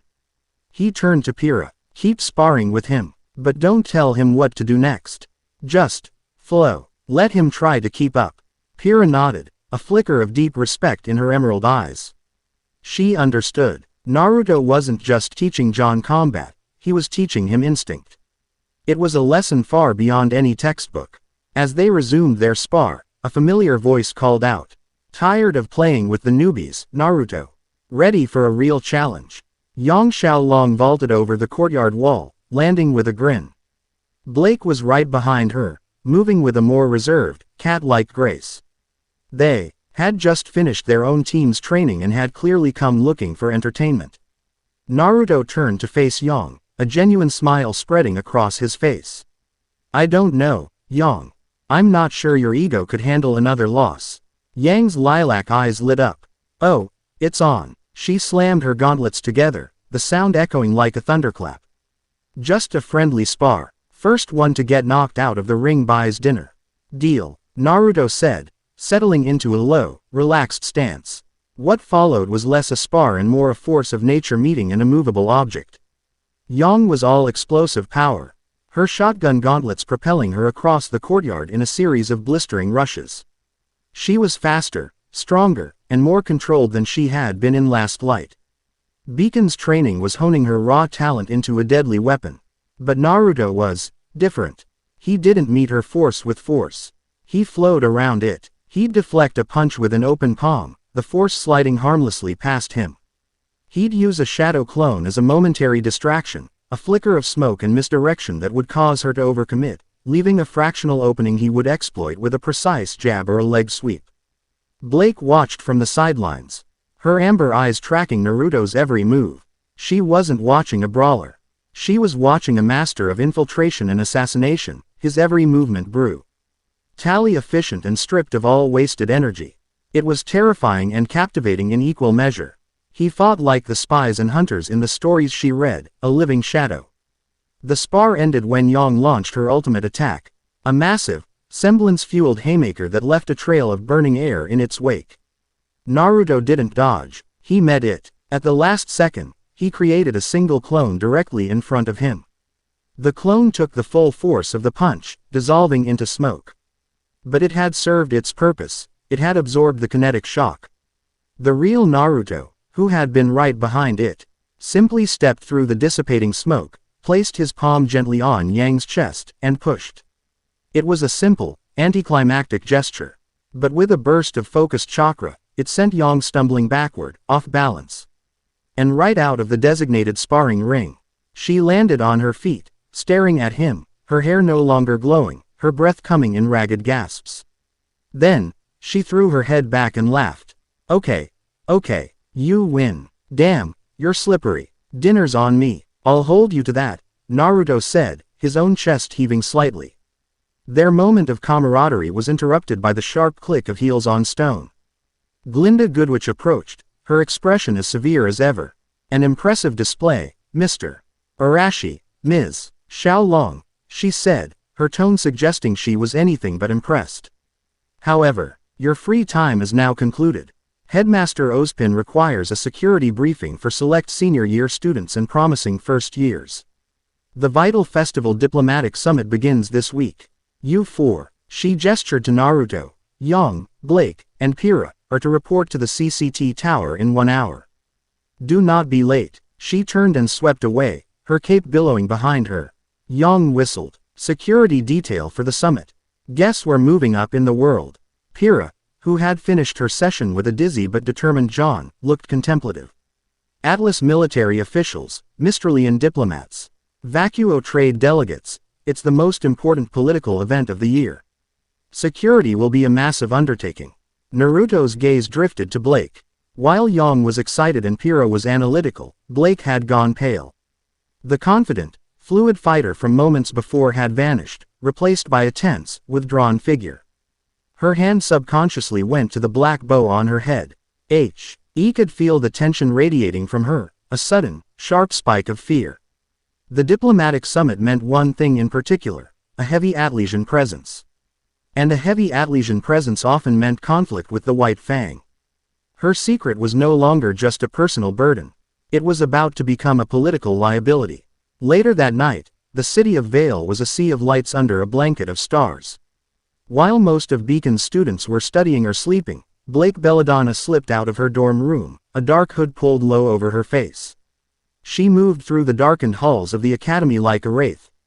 Her training in stealth serving her well. This was a risk, a massive one. Leaving campus after curfew was grounds for severe punishment. But she had received a message. A dead drop, left in a hollowed-out book in the library. It was a symbol only an old guard member of the White Fang would recognize. It was a plea for a meeting, from a name she hadn't heard in months, Isla. A friend from her cell before she had fled. She found a quiet, disused alley in the industrial district of Vale, the air thick with the smell of dust and smog. Shadows clung to the corners, and every distant noise sounded like a threat. Blake, a hesitant voice whispered from the darkness. A figure emerged from behind a dumpster. A chameleon faunus, her skin flickering nervously between shades of gray and brown. Her eyes were wide with fear. Isla, what is this? Why did you contact me? Blake's voice was a harsh whisper. I didn't know who else to turn to, Isla stammered, wringing her hands. Things have changed since Adam took over this region. He's different, colder, and there's this woman, she whispers in his ear. She has eyes like fire. Cinder. The name wasn't spoken, but Blake felt a chill run down her spine. What's going on, Isla? Isla took a deep, shuddering breath. It's the summit. Adam. He's planning something. Not a protest. Not a demonstration. An assassination. Blake's blood ran cold. Who? General Tariq, of the Atlesian military. He's one of the key speakers, a hardliner against faunus rights. Adam thinks killing him will send a message, shatter the peace talks, and show the world the White Fang has teeth. But Blake, the plan is a suicide mission. And he's using fanatics, kids who've just joined, who worship him. He's sending them to their deaths. The weight of the words crushed Blake. This wasn't the White Fang she had joined. This wasn't a movement for justice.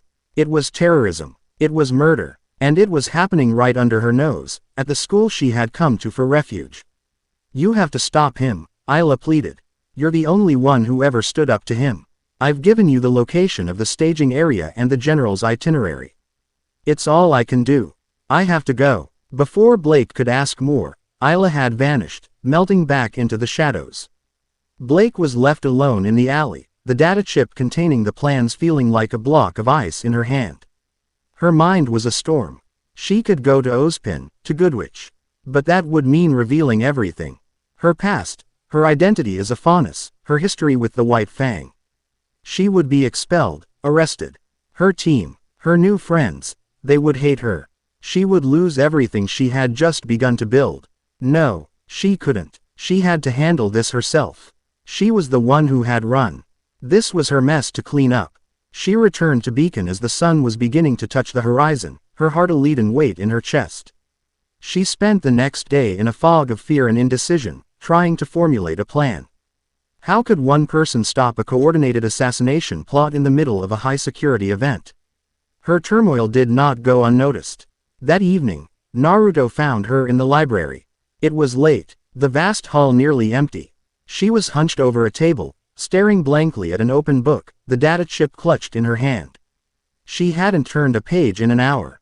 He didn't make a sound as he approached. But she still flinched when he spoke. "That's the third time you've read that same paragraph," he said softly, taking the seat opposite her. Blake jumped, her head snapping up. She quickly hid the chip. "Naruto. I didn't hear you. You weren't listening," he countered, his blue eyes gentle but unyielding. He leaned forward slightly. "You've been a ghost all day, Blake. Tension I felt from you at the initiation, it was a coiled rope. Now it's a frayed, screaming wire about to snap." "I don't know what you're talking about," she said, her voice brittle. She tried to meet his gaze but couldn't. He was silent for a long moment. Then, he said the words that shattered her defenses. "You're carrying something heavy again. And you're trying to carry it alone." Tears pricked at the corners of her eyes. Hot and unwelcome, his empathy was a relentless force, breaking down the walls she had so carefully constructed. He wasn't interrogating her. He was offering a lifeline. "You don't have to carry this by yourself," he said, his voice firm but kind. "Whatever it is, we're a team, friends. Let us help." That was it. The dam broke. A single tear traced a path down her cheek. In a torrent of whispered, desperate words, she told him everything. The meeting with Isla, the assassination plot, General Tariq, Adam, her fear of exposure, of failure, of dragging them all down with her. Naruto listened patiently, his expression never changing. He didn't judge, he didn't condemn, he just listened. When she was finished, a ragged, shuddering wreck, he simply nodded. "Okay," he said, as if she had just told him the time. "Then we stop them." She whispered, her voice hoarse. "Naruto, you can't. If we're caught, then we don't get caught," he said simply. He stood up. "Come on. We need to talk to Yang and Pyrrha." "No." Blake shot to her feet. "I can't ask them to do this. Yang will. She'll never forgive me for lying to her. And Pyrrha, her reputation." "You're not asking them," Naruto said, turning to face her fully. His eyes were blazing with a fierce, protective light. "I am. Now let's go." The meeting in Team AZUR's dorm room was thick with tension. Ren was out for a late-night run. And John was thankfully asleep, his snores a low rumble from the other side of the room. Blake stood by the window, her arms wrapped around herself. Naruto stood beside her, a silent pillar of support. Yang and Pyrrha sat on Ren's bed, their expressions a mixture of confusion and concern. Naruto laid out the situation, his voice calm and factual.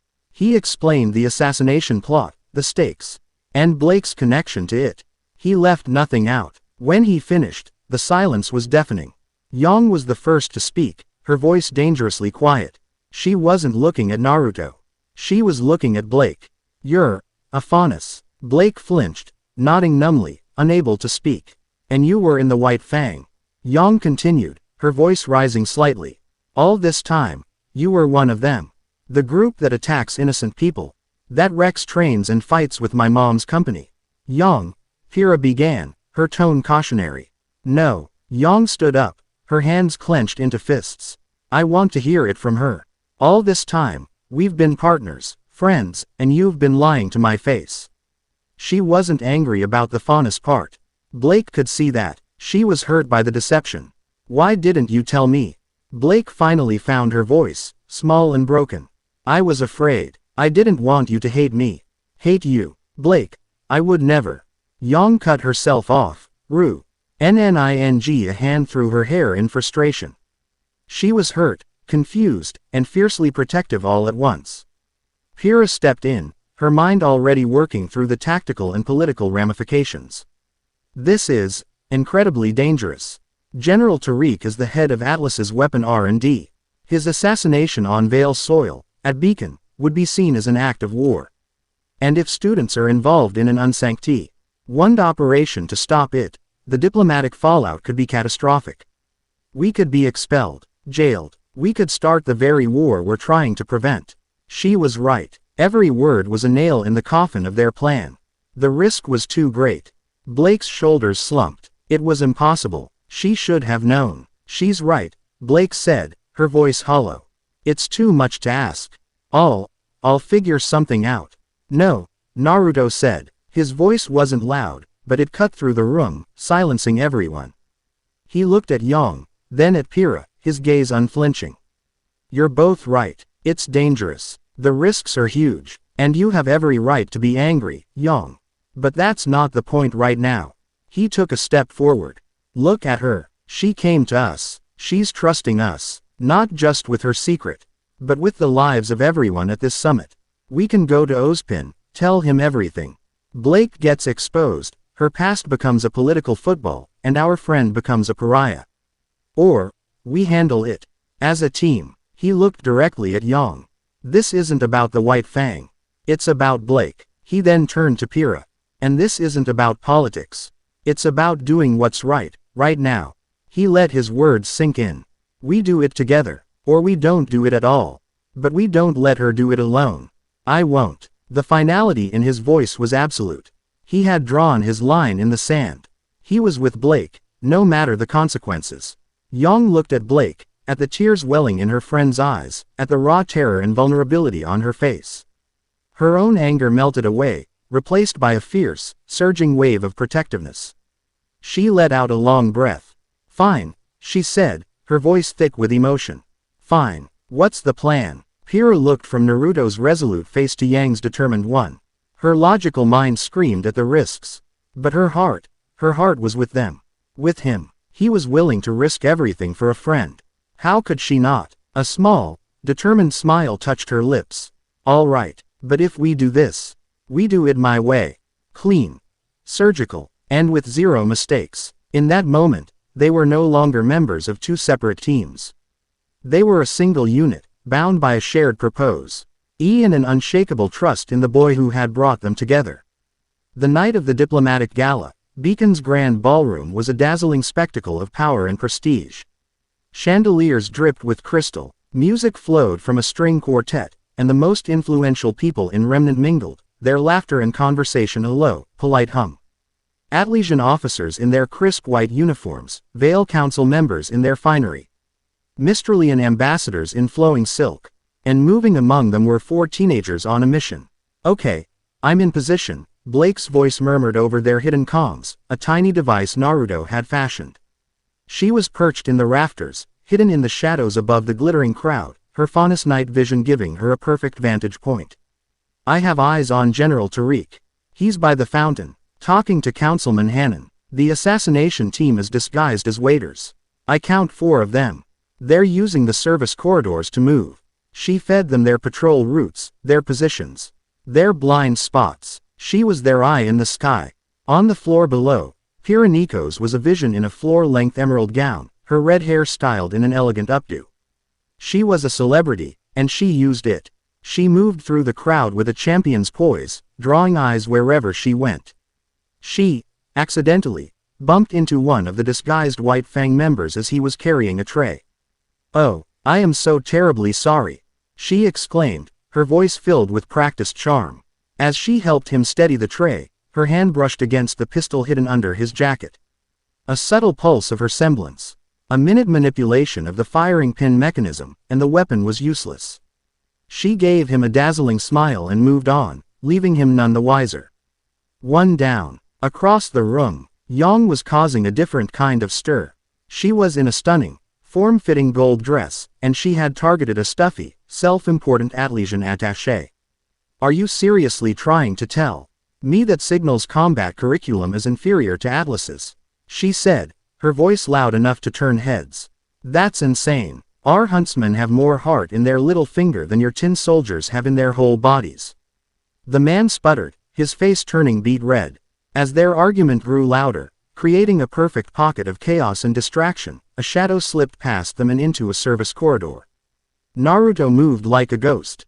He found the second assassin in the narrow hallway, checking his weapon. Naruto didn't speak. He flowed out of the darkness, a blur of motion. A sharp, precise chop to the man's neck.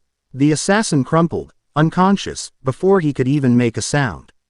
Naruto dragged him into a supply closet and was gone before the door even swung shut. 2 down. Pyrrha disabled the third assassin's weapon with a similar ruse near the buffet table, her polarity reaching out like an invisible hand. That left one. The leader. According to Blake's intel, he was the most dangerous, the most fanatical. He was making his move. He's approaching the general now. Blake's voice was tense in their ears. He's going for it. The final assassin, a tall wolf faunus, pushed a tray of drinks toward General Tariq, his other hand reaching for the weapon under his jacket. But before he could draw, Naruto was there. He had appeared from the other side of the crowd, as if from nowhere, holding 2 glasses of punch. "Excuse me," Naruto said, his voice calm and polite as he stepped between the assassin and the general. He offered a glass to Tariq. "General, Councilman Hannon was just saying you should try the house punch." The move was so unexpected, so mundane, that it threw everyone off.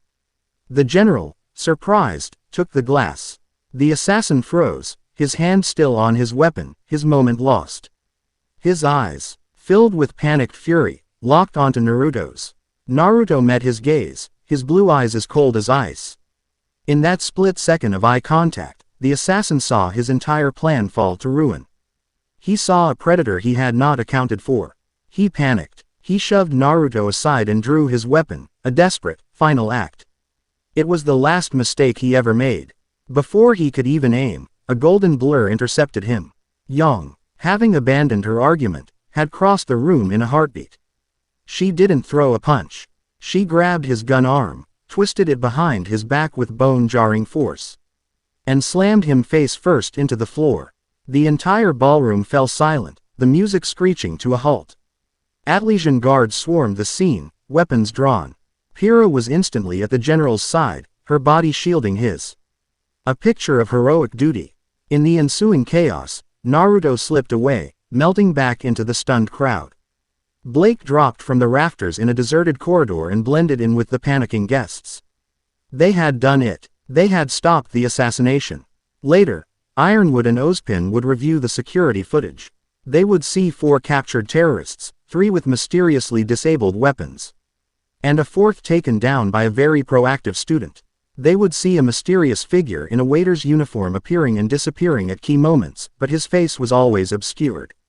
Always in shadow. They would find evidence planted on the captured leader that framed the entire affair as an internal power struggle, a radical faction trying to usurp Adam Taurus. It was a neat, tidy story. Too neat. But it was the story that prevented a war, and so it was the story they accepted. In a dark chamber far from Beacon, Cinderfall watched a news report of the failed assassination on her scroll. Her face a mask of cold fury. Her pawns had failed. Less than failure is data. Greater than. The voice in her head was not her own. It was cold, ancient, and utterly without emotion. Less than the anomaly's primary strength is emotional cohesion with his allies. This bond is also the primary weakness. To sever the target, one must first isolate it. Your methods are too crude, too direct. You require a more elegant weapon, a tool to unravel their systems from within. I will grant you a gift. Greater than. Cinder felt a new power welling within her. It was not the fire she commanded. It was a shard of pure, geometric darkness. A splinter of the void itself, that pushed its way into her very soul. It was a cold, terrifying power. The power to corrupt, to control, to twist the very systems her enemies relied on against them. She smiled. The Vital Festival Tournament network was a ripe fruit, just waiting to be poisoned. The adrenaline high lasted for hours. But as the chaos died down and the night wore on, it was replaced by a profound, shared exhaustion. They didn't go to their respective dorms. They gravitated, as if by an unspoken agreement, to Team Azur's room. To Naruto's room. They sat in a circle on the floor. The 4 of them, the silence thick with unspoken emotions. Blake was the first to break it. She looked at Naruto, her amber eyes shining with unshed tears. "Thank you," she whispered. The words carrying the weight of her entire world. "All of you. You didn't have to." "Yes, we did," Yang said softly, sitting beside her and putting an arm around her shoulders. The earlier hurt was gone, replaced by a fierce, unconditional acceptance. "We're a team, all of us, and you're my partner. I'm just sorry I made you feel like you couldn't tell me." Pyrrha nodded, her OWN eyes filled with a new kind of admiration. "What you all did tonight, it was reckless, insane, and absolutely heroic. I've never been prouder to be a part of anything. Their eyes all turned to Naruto. He had been the catalyst. The anchor, the one who had held them all together. He just shrugged, a small, tired smile on his face. You guys did all the hard work. I just pointed you in the right direction. Don't sell yourself short, Pyrrha said, her voice gentle. Your calmness under pressure, it's unreal. It's like you've done this 100 times before. The observation hung in the air. Naruto's smile faded, replaced by a familiar, weary sadness that seemed ancient. He looked down at his hands. I've seen what happens when friends have to face things alone, he said, his voice quiet, distant. I've seen what happens when people are hated for something they can't control. Blake's breath hitched. He was talking about her, but he was also talking about himself. She saw a flicker of her own pain reflected in his eyes. Magnified 1,000 times over. I've had the fate of my home placed on my shoulders before, he continued, his gaze finding Pyrrha's. It's a heavy weight. It isolates you, makes you feel like you're on a stage, and everyone is watching, waiting for you to be perfect. Pyrrha felt as though he had reached into her soul and pulled out her deepest, most secret fear. He understood. He didn't see the champion, the prodigy. He saw the girl buckling under the weight of a crown she never asked for. He finally looked at Yang. And I've lost people I tried to protect. People I loved. It leaves a hole that never really fills. Yang thought of her mother. Of the hollow ache that had been her companion for most of her life. She saw that same ache in him, a vast, lonely canyon carved by a lifetime of loss. In that quiet, shared moment of vulnerability, the dynamic between them shifted. It was no longer just about respect, or attraction, or friendship. A deeper, more profound connection was being woven. Blake saw a kindred spirit who understood the pain of being an outcast. Pyrrha saw a peer who understood the burden of destiny. Yang saw a fellow protector who knew the cost of failure. They were all drawn to his strength, but it was his quiet, scarred vulnerability that was capturing their hearts. He wasn't just a powerful warrior. He was a safe harbor in a world of storms.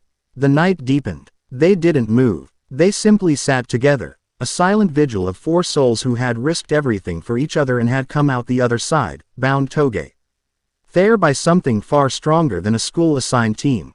And far to the north, in a frozen tomb buried deep beneath the ice of Solitas, a flicker of cold, ashen light pulsed in the darkness.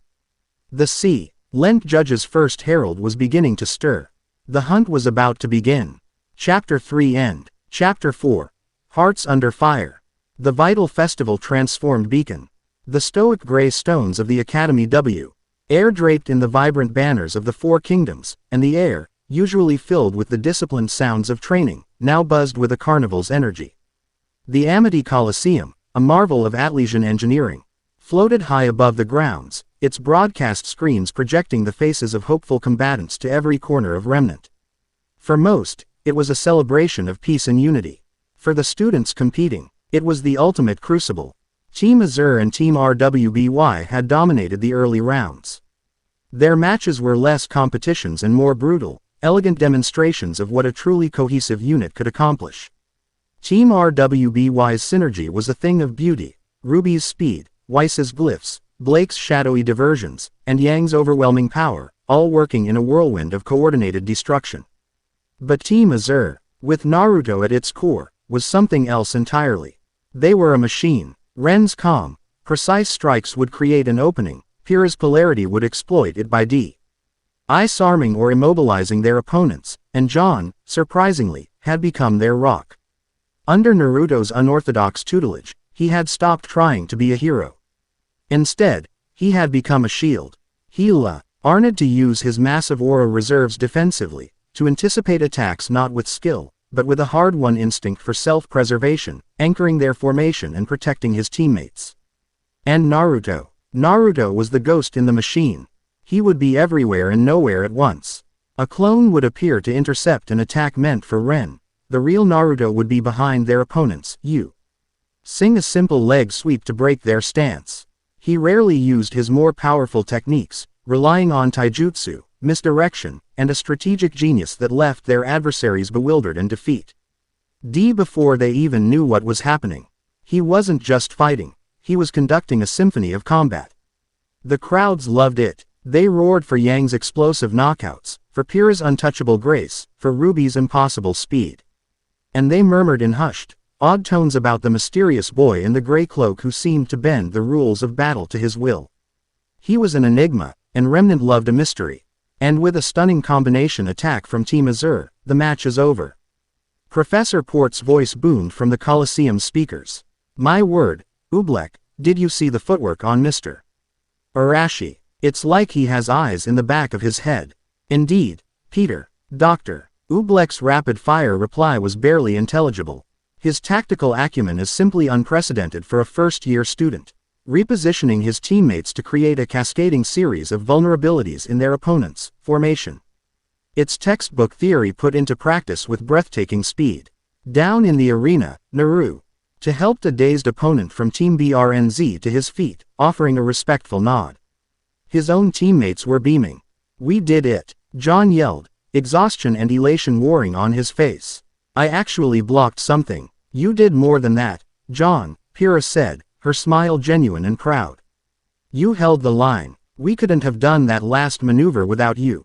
John looked as though he might burst. Ren gave him a quiet, approving nod. As they walked off the field, Yang vaulted over the barrier separating the waiting areas, a triumphant grin on her face. Her own team had just won their match on the adjacent field. Nice work, guys, she cheered, slinging an arm over Naruto's shoulders. John, you're not half bad anymore. And you, she poked Naruto in the ribs, stop making the rest of us look bad. Just trying to keep up with you, he said, the easy banter flowing between them as naturally as breathing. He looked past her, catching Blake's eye. She gave him a small, genuine smile. No longer weighed down by the secrets she had carried. Pyrrha joined them, and for a moment, the four of them stood together, a silent, powerful unit in the midst of the festival's chaos. The bond EY had forged in the shadows of the diplomatic summit was a tangible thing, an unspoken understanding that set them apart. The team rounds concluded, and the singles tournament began. It was a showcase of Remnant's finest young fighters. Yang blasted her way through her bracket with a ferocity that was both terrifying and exhilarating to watch. Pyrrha moved through her opponents like a dancer, her victories so clean and effortless they seemed preordained. And Naruto continued to be an enigma. He faced a lightning-fast fighter from Haven and won by outmaneuvering him in a contest of pure speed. He faced a hulking brute from Shade who relied on raw power and won by redirecting the boy's own strength against him. He never used his Rasengan. He rarely used his clones. He won each match, with the bare minimum of force required, his movements a masterclass in efficiency that left experts baffled and crowds screaming for more. The inevitable finally happened. The final match of the Vital Festival tournament was set. The Invincible Girl, Pyrrha Nikos, versus the Unreadable Storm, Naruto Arashi. The entire Coliseum was electric. This was the match everyone had been waiting for. The established champion against the mysterious newcomer. The goddess of victory against the boy who seemed to defy the very principles of combat. In the waiting room beneath the arena, Pyrrha found Naruto staring at one of the screens. His expression unreadable. She was in her combat gear, her spear and shield strapped to her back. Her heart was a hammering drum against her ribs. She wasn't nervous about the fight. She was nervous about him. May the best fighter win, she said, her voice softer than she intended. Naruto turned, his blue eyes meeting hers. He saw the anticipation, the hope, the ain't trace of the pressure she always carried. It's just a spar, Pyrrha. A game. Don't put the weight of the world on it. It's not the world I'm worried about, she admitted. I want to know how I measure up. Against you. No holding back. For her entire life, she had been leagues ahead of everyone else. It was lonely. In him, she had finally found a mountain she wasn't sure she could climb. She wanted to try. A slow smile spread across Naruto's face.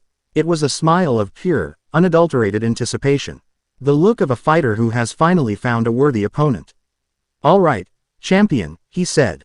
You asked for it. No holding back. They walked out into the arena, and the roar of the crowd was a physical force. The holographic field shimmered, shifting between biomes, a volcanic landscape, a frozen tundra, a dense jungle. The bell rang, and the dance began. It was the most beautiful and brutal duel the Vital Festival had ever witnessed. It was a clash of philosophies. Pyrrha was all elegant offense and perfect defense. Her spear a blur of jabs and sweeps, her shield an immovable wall. Her polarity was a subtle, invisible weapon, minutely altering the trajectory of his thrown kunai. Trying to tug at the metal fasteners on his cloak. But Naruto was chaos incarnate. He was a whirlwind of movement, of feints and dodges and impossible acrobatics. He used a dozen shadow clones, not to overwhelm her, but to test her. To force her to divide her attention, to press her from every conceivable angle. It was like fighting a flood. For every clone she dispatched with a clean, perfect strike, two more would seem to take its place, probing her defenses, testing her reactions. The biomes shifted around them. In the volcanic field, Naruto used the rising heat and steam as cover. On the frozen plains, he used the icy ground to slide and spin, his movements unpredictable. Pyrrha adapted flawlessly, her mastery of her craft on full display. She used her shield to surf down a newly formed glacier, her spear deflecting attacks from 3 clones at once. They were both smiling. It was a duel of joy. The joy of 2 masters pushing each other to their absolute limits. Incredible, Port bellowed. I've never seen Ms. Nico's pushed this hard. Yang and Blake watched from the stands, their knuckles white. Come on, Pyrrha, Yang yelled, torn between cheering for her friend and her, whatever Naruto was to her. Blake just watched, mesmerized. She saw the sheer, unrestrained happiness on both their faces. The happiness of finally being truly seen, truly challenged. The fight escalated. Pyrrha, realizing she couldn't win a battle of attrition against his clones, went on the offensive. She used her polarity in a massive, overt display, ripping metal plates from the arena floor and hurling them at him like projectiles. Naruto met the challenge. He dispelled his clones and formed a Rasengan in his palm, the familiar, roaring sound filling the arena. It was the first time he had used it in the tournament. He met her volley of metal head-on, his blue sphere grinding through the projectiles, shattering them into shrapnel. He burst through the metal storm and charged her. She met him, spear against Rasengan.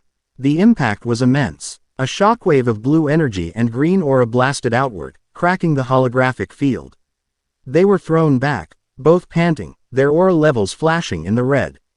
They stood facing each other, bruised, exhausted, but with fires of exhilaration burning in their eyes. The crowd was utterly silent, holding its collective breath. Naruto looked at Pyrrha. He saw the champion, yes.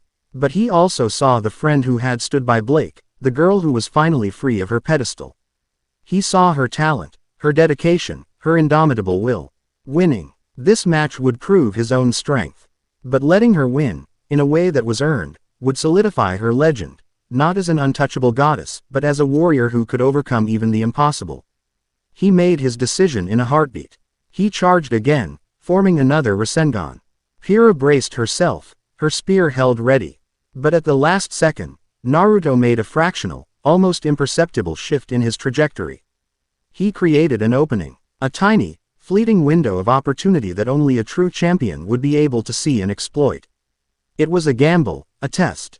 Pyrrha saw it. Her eyes widened. She didn't hesitate. In a move of pure, instinctual brilliance, she dropped her spear, used her polarity to wrench a piece of his own kunai from the floor, and fired it like a bullet at his arm. It wasn't a lethal shot, but it was enough to make his Rasengan waver. In that same instant, she spun, her shield coming around in a powerful bash that caught him in the side. His aura shattered. The announcer's voice screamed, "Winner!" But it was drowned out by the eruption of the crowd. Naruto flew backward, landing in a heap outside the ring. He lay there, staring at the artificial sky of the Colosseum, a genuine, tired smile on his face. Pyrrha rushed to his side, her own aura flickering dangerously low. She knelt beside him, her face a mask of concern and confusion. You let me win." "No," Naruto said, his voice raspy. He pushed himself into a sitting position. "I created an opportunity. You won. There's a difference." She looked at him, at the sincerity in his eyes, and understood. He hadn't given her the victory. He had given her the ultimate sign of respect, a challenge she had been skilled enough to overcome. Tears of gratitude and overwhelming emotion welled in her eyes. The celebration that night was a blur. The victory party for Pyrrha was the biggest event on campus. But the four of them found their way out of the chaos, seeking something quieter. The first moment came with Yang. High on the adrenaline of the festival and bursting with pride for her friends, she found Naruto on a balcony overlooking the Emerald Forest. "You were amazing today," she said, leaning on the railing beside him. "Both of you." "She was better," he said, his eyes on the dark canopy of the forest. "No, she wasn't," Yang said, turning to face him. Her lilac eyes were serious, intense. "You're on a whole different level. And you know it. You gave her that win. It was a win she earned." "Maybe. But that's not what I'm talking about." She took a step closer, the space between them charged with a palpable energy. "I'm talking about you. You challenge me, you make me laugh, you see the person behind the punch. You're the most frustrating, amazing, and downright incredible person I've ever met." Before he could respond, she closed the distance. Her lips crashed against his in a kiss that was pure yang, passionate, fierce, and full of unrestrained, joyful fire. It was a kiss that left no room for doubt. When she finally pulled back, she was breathless, a triumphant smirk on her face. Finally, she breathed, "I've been wanting to do that since last light." Later, Pyrrha found him in the quiet of the empty training grounds, sitting under the same tree where he had first taught John. She had changed out of her party dress and was back in her simple training clothes. She sat beside him, the silence comfortable. "Thank you," she said softly. "For what?" "Losing," he teased gently. "For seeing me," she corrected, her voice thick with emotion. "All my life, people have seen the trophy, the title. The invincible girl. They put me on a pedestal and it's the loneliest place in the world. But you don't. You challenge me. You push me. You see me." She leaned her head on his shoulder, a simple, trusting gesture that spoke volumes. I think I'm falling in love with you, Naruto." It wasn't a dramatic confession. It was a quiet, certain truth. He turned his head, his face just inches from hers. He saw the vulnerability, the trust, the affection in her emerald eyes. He leaned in and gave her a kiss that was the complete opposite of Yang's. It was gentle, tender, and deeply intimate, a silent promise of shared understanding. The last to find him was Blake. As the moon reached its zenith, she slipped into his dorm room. He was sitting by the window, a single candle illuminating the space. She didn't speak at first, just walked over and sat across from him. She had taken off her bow. It was a gesture of complete trust, an act she shared with no one else. "I saw you," she said, her voice a low murmur. "With Yang. And with Pyrrha." Naruto didn't deny it, he just met her gaze, waiting. "I'm not angry," she continued, surprising herself as much as him. I understand. They see what I see. A person who offers acceptance without judgment. A safe harbor. Someone who makes the shadows feel a little less cold." She reached across the space between them, her hand resting on his. "You saved me, Naruto. Not just from the White Fang, but from myself. You gave me the courage to trust again. To have friends. To have a family." Her amber eyes, so often guarded, were wide open. Filled with a deep, quiet love. "I don't know what this is, or where it's going. But I know I want to be a part of it. With you." Her confession was a whisper of hope in the quiet room. He brought her hand to his lips, kissing her knuckles gently. A kiss of profound trust and acceptance. The next evening, he gathered the three of them in the same room. The air was thick with unspoken questions. They had all seen each other with him. There was no jealousy, only a strange, confusing mix of affection and uncertainty. Naruto stood before them, his expression deadly serious. "I won't choose," he said, his voice raw with sincerity. The words hung in the air, simple and absolute. "I can't. I care about all of you. Deeply. What I feel for Yang's fire is different from what I feel for Pyrrha's strength. And that's different from what I feel for Blake's heart. But it's all real." He took a deep breath. "In my homeland, my clan, the Uzumaki, had a tradition. For bonds that transcended normal love. It wasn't about law, or society. It was about souls. A fuinjutsu pact that links people together. It allows them to feel each other's presence, to share their strength, their pain, their joy. It makes them one family, in the truest sense of the word. He looked at each of them in turn, his blue eyes pleading. I won't choose between you. But this is not my choice to make alone. You have to choose. If you can share. If you can accept each other, not as rivals, but as sisters. If you can be one family. The silence that followed was heavy, filled with the weight of his impossible. Beautiful proposition. Yang looked at Pyrrha, the unbreakable champion. She looked at Blake, her quiet, thoughtful partner. She had fought beside them, laughed with them, and worried for them. Could she share the man she was falling for? The idea was foreign, insane. But the idea of losing him, or of making him choose and hurting the other two, that was worse. Pyrrha looked at Yang's fierce loyalty and Blake's quiet strength. She had spent her life alone at the top. The idea of having a family, not just of teammates, but of sisters bound by something so profound, it was a treasure she had never dared to dream of. Blake looked at the two brilliant, powerful women before her. They had accepted her, all of her, without hesitation. They had risked everything for her. The thought of being bound to them, to him, was not a sacrifice. It was a homecoming. They talked for hours. It was a difficult, honest, and raw conversation. They laid their fears and insecurities bare. But through it all, one truth remained. Their lives were all inarguably better with the other three in it. Finally, a decision was reached. In the candle-lit dorm room, they stood in a circle, holding hands. Naruto was in the center. He bit his thumb, drawing a drop of blood, and began to paint intricate seals on the back of each of their hands, and then on his own. He wove their hands together, his own at the center of the link. He murmured words in a language they didn't understand, an ancient tongue that resonated with power. The seals began to glow, a brilliant, warm gold. Uzumaki's soul-binding pact, he whispered. Hearts bound as one, souls intertwined. Share the burden, share the light. From this day, until our last. A warm, pulsing energy flowed from him, through the seals, and into each of them. It wasn't painful. It was a feeling of coming home. A profound sense of connection bloomed in their chests. They could feel each other. Not just their physical presence, but a faint echo of their emotions. Yang's fierce joy, Pyrrha's steady calm, Blake's quiet contentment, and Naruto's deep, unwavering love for all of them. A glowing, swirling seal, a stylized whirlpool, pulsed O-NCE on the back of each of their hands before fading, leaving their skin unmarked but the connection forged. They were no longer four individuals. They were something more, the energy of the ritual, He combined power of four powerful souls willingly binding themselves together, did not go unnoticed. It was a tidal wave of unique, potent energy, far greater than anything Naruto had produced before. The silent judge felt it. Less than event. Anomalous energy cascade. Source. Target anomaly. Analysis. Soul bonding ritual. Power multiplier detected. Emotional cohesion solidified into metaphysical construct. Greater than. Less than conclusion. Containment is no longer viable.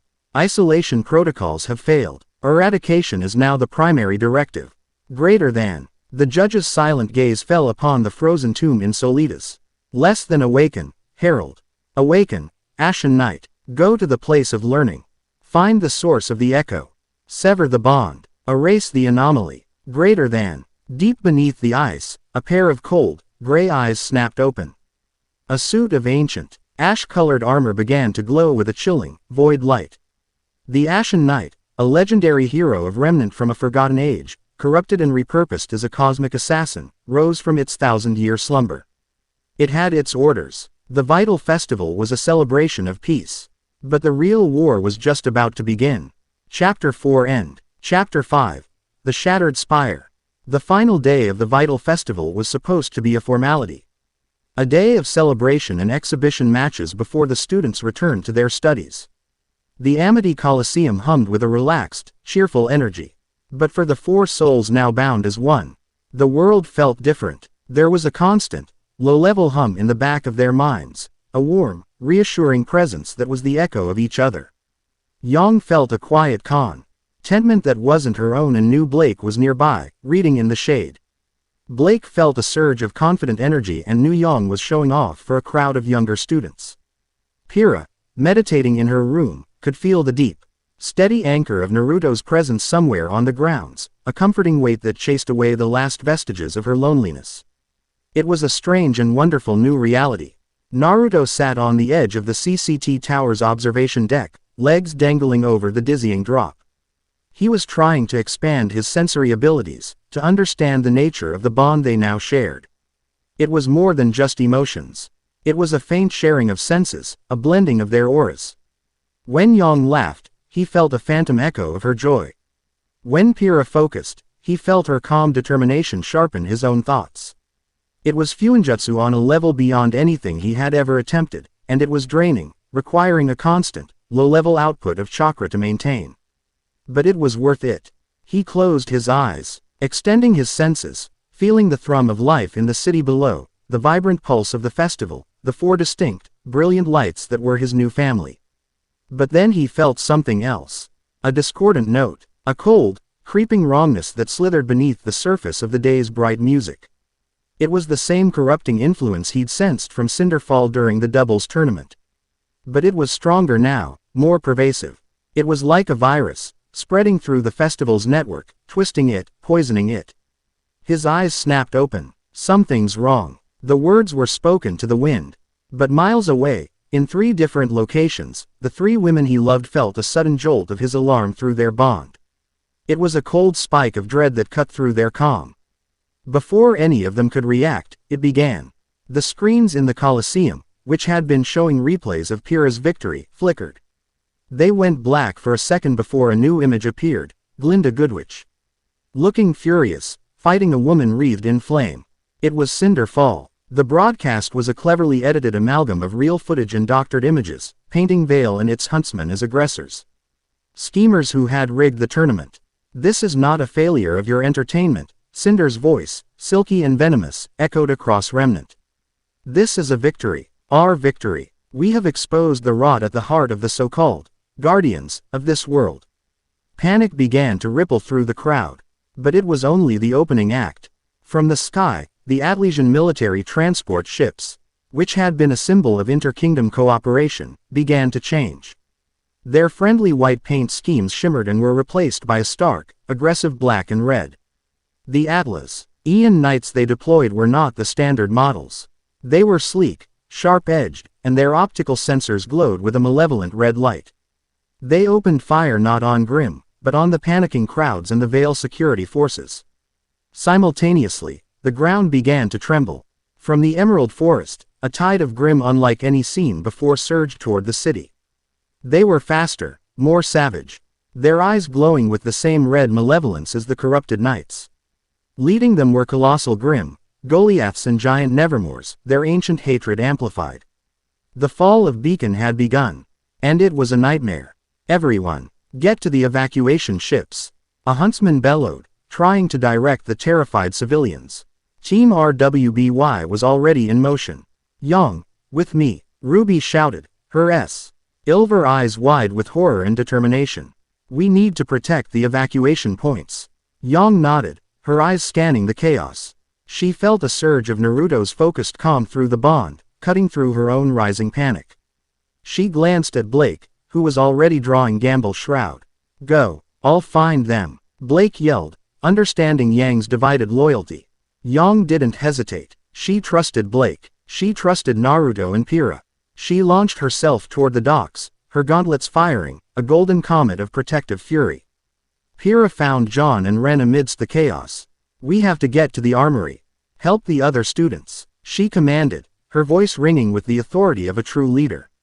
But as she moved, she felt a sharp, agonizing pull toward the CCT tower. A deep, instinctual read that screamed at her through the bond. Naruto. Naruto was already moving. He felt the cold spike of the network's corruption originate from this very tower. He also felt something else. A presence. A power so immense and so alien it made the ancient Ursa in the forest feel like a common house pet. It was descending on the school, a meteor of pure, chilling purpose. And its target was him. He dashed inside the tower, ignoring the automated security warnings. He ran past frightened technicians, heading for the central spire. As he ran, the building groaned, the lights flickering violently. The air grew cold, heavy. As if reality itself was thinning. He burst into the central elevator lobby just as the ceiling imploded. A figure dropped from the dust and debris, landing with a ground shock. King impact that cratered the marble floor. It was a knight, clad in a suit of interlocking, ash-gray armor that seemed to absorb the light. The armor was ancient, covered in filigree that spoke of a forgotten age of heroes. But it was corrupted. Jagged lines of void black energy pulsed across its surface, and the helmet was a featureless slate, save for a single, horizontal slit from which a cold, dead light emanated. It carried no sword, no shield. Its hands were empty, held loosely at its sides. This was the Ashen Knight. The Herald. It did not speak. It simply tilted its head, its silent gaze locking onto Naruto. It recognized the energy, the anomaly. Less than target identified. Sever the bonds. Erase the anomaly. Greater than the words were not spoken aloud. They were a psychic broadcast, a wave of pure, cold intent that washed over Naruto, chilling him to the bone. Naruto didn't waste time with questions. He created a dozen shadow clones instantly, sending them swarming toward the knight from all angles. The herald didn't move. As the first clone reached it, it simply raised a hand. A wave of shimmering, black energy pulsed outward. The clones didn't even dissolve into smoke. They were unmade, air chakra constructs annihilated instantly. Naruto's eyes widened. This was not Grim. This was not aura. This was something else. An anti-chakra. A void. He charged, a Rasengan already forming in his hand. He wasn't aiming to hit the knight. He was aiming for the floor beneath it, hoping to destabilize it. But the knight was impossibly fast. It blurred, appearing directly in front of him, its hand catching his wrist. Not with strength, but with a chilling, energy-draining touch. Naruto felt the chakra being siphoned from his arm, the Rasengan sputtering and dying in his palm. The herald's grip was like a black hole, feeding on his power. He grunted, kicking off the knight's chest and flipping backward to create distance. His arm was numb, cold. The battle that followed was a cataclysm. It tore the CCT tower apart from the inside. Naruto was forced to use everything he had. He entered Sage mode, the primal energy of Remnant warring with the herald's void-like power. He was a blur of orange and yellow. His physical strength enhanced 1,000-fold. He could punch craters in the walls, his speed leaving afterimages. But the Ashen Knight was his equal. It didn't have his raw power, but its movements were perfectly, horrifyingly efficient. It didn't block his blows, it deflected them with minimal effort, using his own momentum against him. It fought like a machine designed for the sole purpose of killing gods. Its every move a calculated strike against his energy flow, his pressure points, his balance. Their fight tore through floors, shattering glass and steel. They crashed into the main server room, where Cinder's virus was writhing like a digital serpent. The herald ignored it. Its directive was singular. Naruto realized he couldn't win with taijutsu. He needed overwhelming power. He reached deeper, pulling on Kurama's chakra, the golden energy of the Nine Tails cloak erupting around him. He entered KCM-1, a blazing sun of raw power. He formed a giant Rasengan, a spinning vortex of destruction, and slammed it into the herald. The explosion blew out the entire side of the tower. For a moment, it seemed like he had won. But as the smoke cleared, the herald was still standing there. Its armor cracked and smoking, the void energy pulsing furiously as it repaired the damage. It had taken the blow head-on. Less than analysis. Target's power output exceeds projections. Adapting. Greater than. The void energy around the herald intensified, coalescing into a long, black blade of solidified nothingness. It lunged, and their battle resumed, a whirlwind of gold and black that could be seen from across the campus. At the top of the tower, in Ozpin's office, the battle for the maiden's power was reaching its climax. Pyrrha had arrived, drawn by a desperate plea from a wounded Ozpin. She had fought valiantly against Cinder, whose newfound powers were as terrifying as they were potent. But she was outmatched. Cinder, wreathed in the full, awesome power of the Fall Maiden, had shattered Pyrrha's aura, melted her shield, and now had an obsidian arrow aimed at her heart. It's a shame you were promised a power that was never truly yours, Cinder sneered, drawing back the bowstring. But take comfort in knowing that I will use it to burn this corrupt world to ash. Suddenly, through the bond, Pyrrha felt it, a colossal, earth-shattering explosion of golden energy from the floors below. Followed by a surge of desperate, agonizing pain from Naruto. He was losing. Naruto. The scream was torn from her throat, a cry of pure anguish. The sound reached him, even in the heat of his battle. He heard her terror, felt her despair through their bond. He had just managed to disarm the herald of its void blade, but the cost had been immense. His KCM cloak was flickering, his reserves dangerously low. He looked up, through the wrecked floors, toward the top of the spire. He could feel her life force, fragile and fading. He made a choice. He turned his back on the herald, gathering the last of his sage chakra and Kurama's energy into his legs. The Ashen Knight paused, its logic circuits unable to comprehend why its target would abandon their fight. Naruto vanished. He used a last-ditch, full-power body flicker, a technique that tore at his own muscles. He reappeared in Ozpin's office in a flash of gold and orange, a split second before Cinder's arrow was loosed. He materialized directly in front of Pyrrha, his back to the attacker. He didn't have time to form a defense. He didn't have time to do anything but exist. The obsidian arrow, forged of maiden fire and laced with the cold, corrupting void energy gifted to Cinder by the silent judge, struck him squarely in the back. It didn't just pierce his flesh. It was a poison to his very soul. The void energy was a cancer to his chakra network. The golden KCM cloak dissolved instantly. The sage mode markings vanished. He gasped, a choked, wet sound, and his eyes, wide with shock, found Pyrrha's. He collapsed at her feet, a massive, gnarled obsidian shard protruding from his back, black, corrosive veins spreading from the wound across his skin. Naruto. Pyrrha's shriek was one of pure, soul-shattering agony. At that exact moment, two other screams echoed across Beacon. On the docks, Yang Xiaolong had just seen Adam Taurus cut off Blake's retreat. Driven by a protective fury, she had charged him. "Get away from her," she roared. Adam, with a cruel smirk, turned his blade not on Blake, but on the charging blonde. He severed her arm at the shoulder in a single, clean strike. Yang fell, screaming in shock and pain. But this time, something was different. A horrified Blake, who had been about to run, felt a phantom echo of Yang's searing agony through their bond. But it was immediately followed by a second, far worse sensation, a cold, deadening, soul-crushing void that was Naruto's wound. The combined agony was a tidal wave. But instead of making her flee, it ignited a fire of pure, unadulterated rage. She didn't run. She turned and attacked Adam with a ferocity he had never seen in her, her movements desperate and deadly, buying a wounded Yang the precious seconds needed to crawl away. And in the library, where Blake had been helping evacuate civilians, she felt it all. She felt Yang's arm being severed like a physical blow. She felt Naruto being impaled by something cold and horrifying that threatened to extinguish his light completely.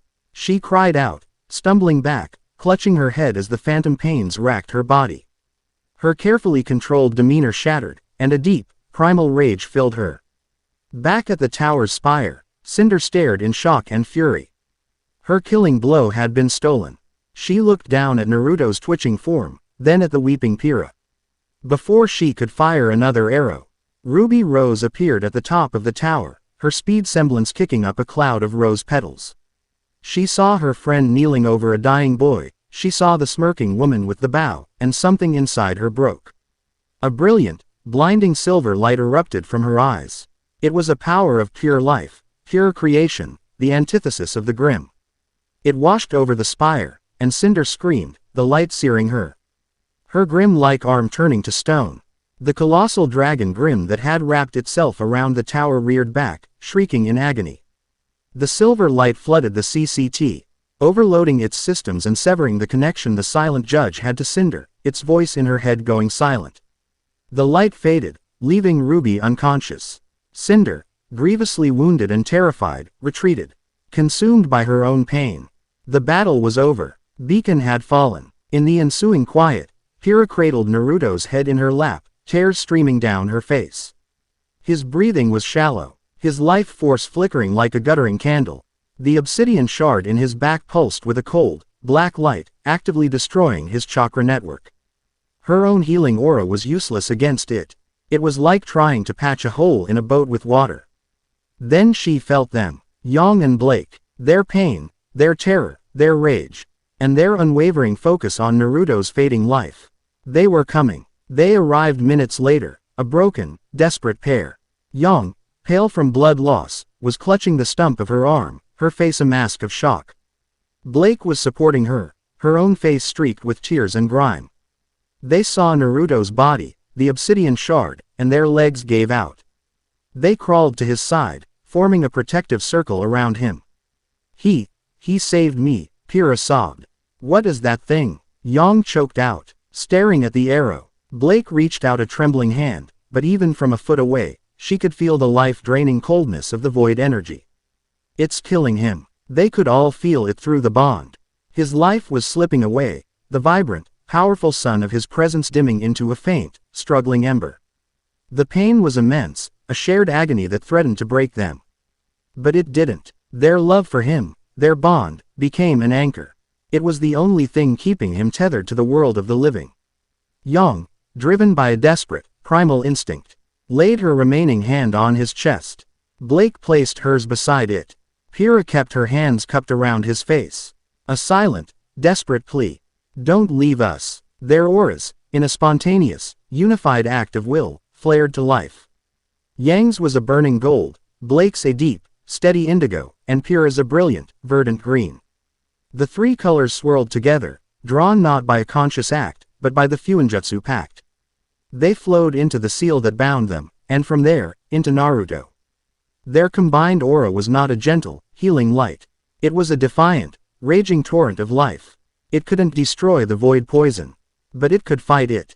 It formed a barrier around his core, a tricolored shield that held the encroaching darkness at bay, keeping his heart beating, his lungs drawing breath.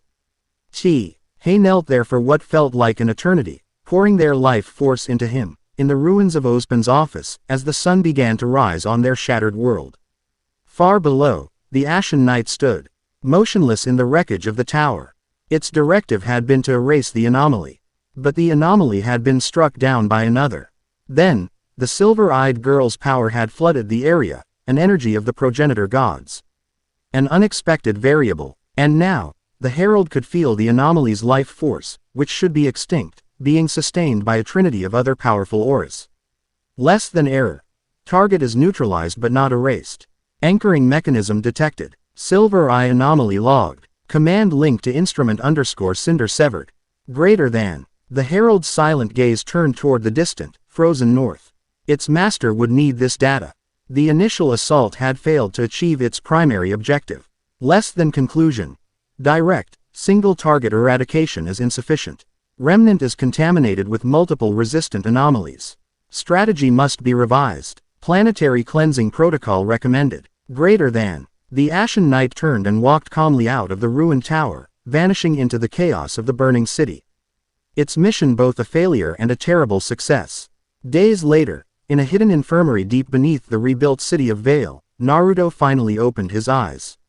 The world was a blur of white. The cold, deadening pain was gone, replaced by a dull, constant ache.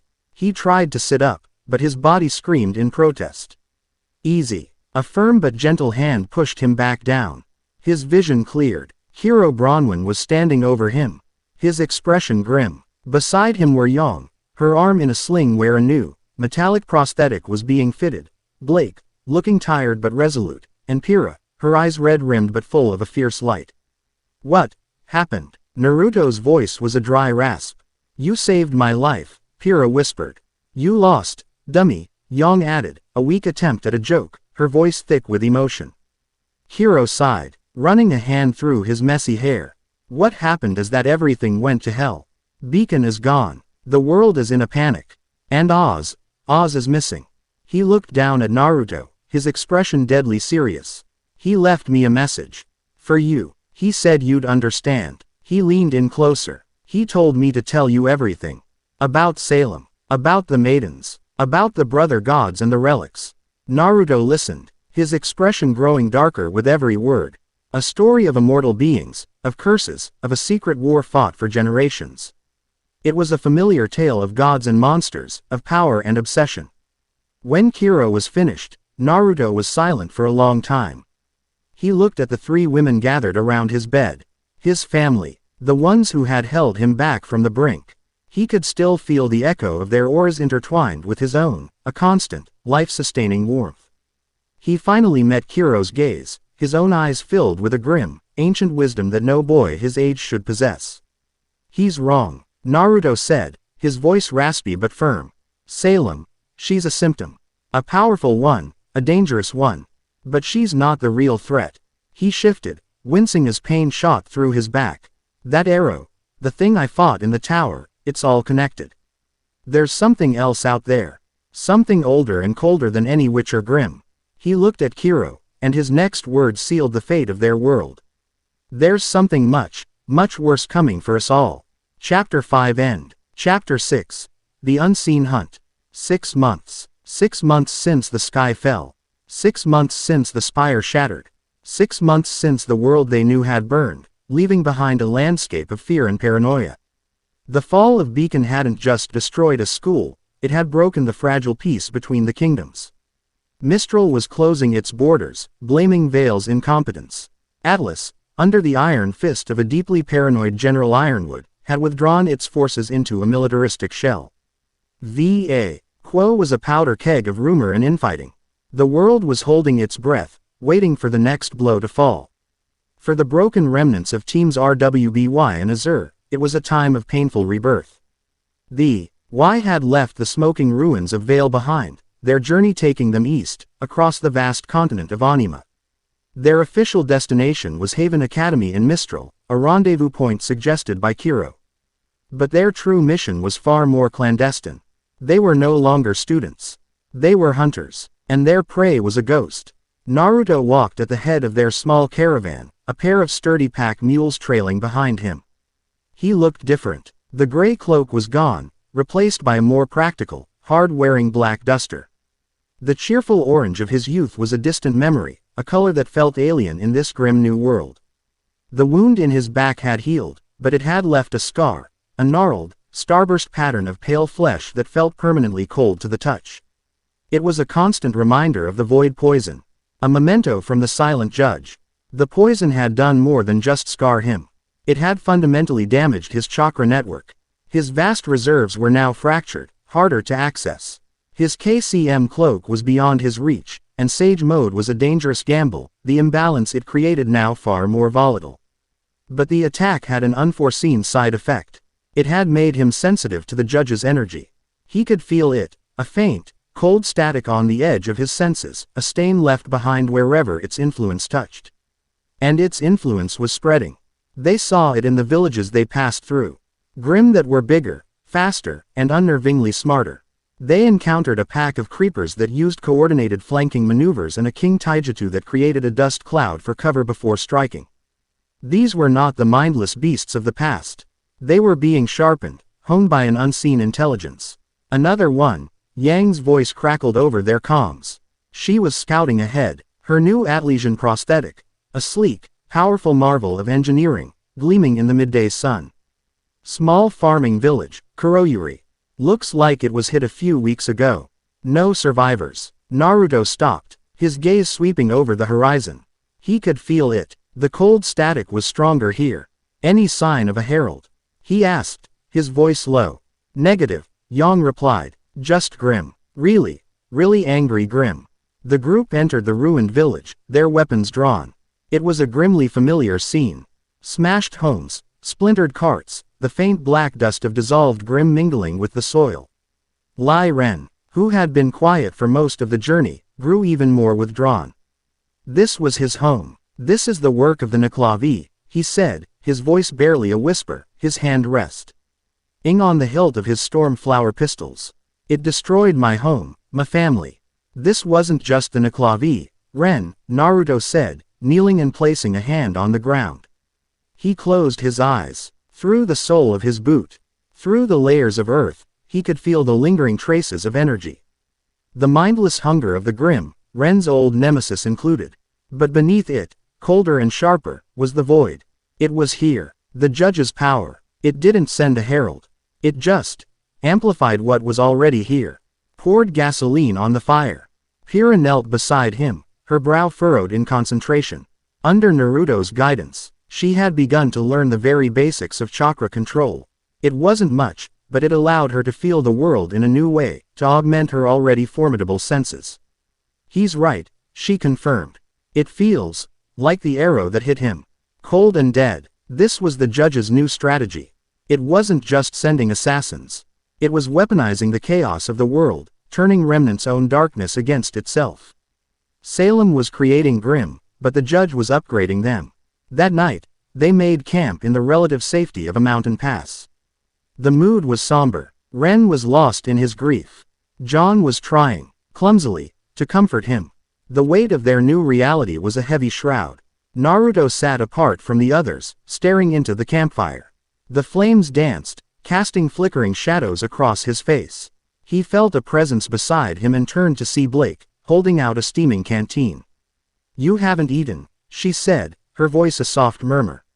He took the canteen, their fingers brushing. The brief contact sent a flicker of her quiet concern through their bond.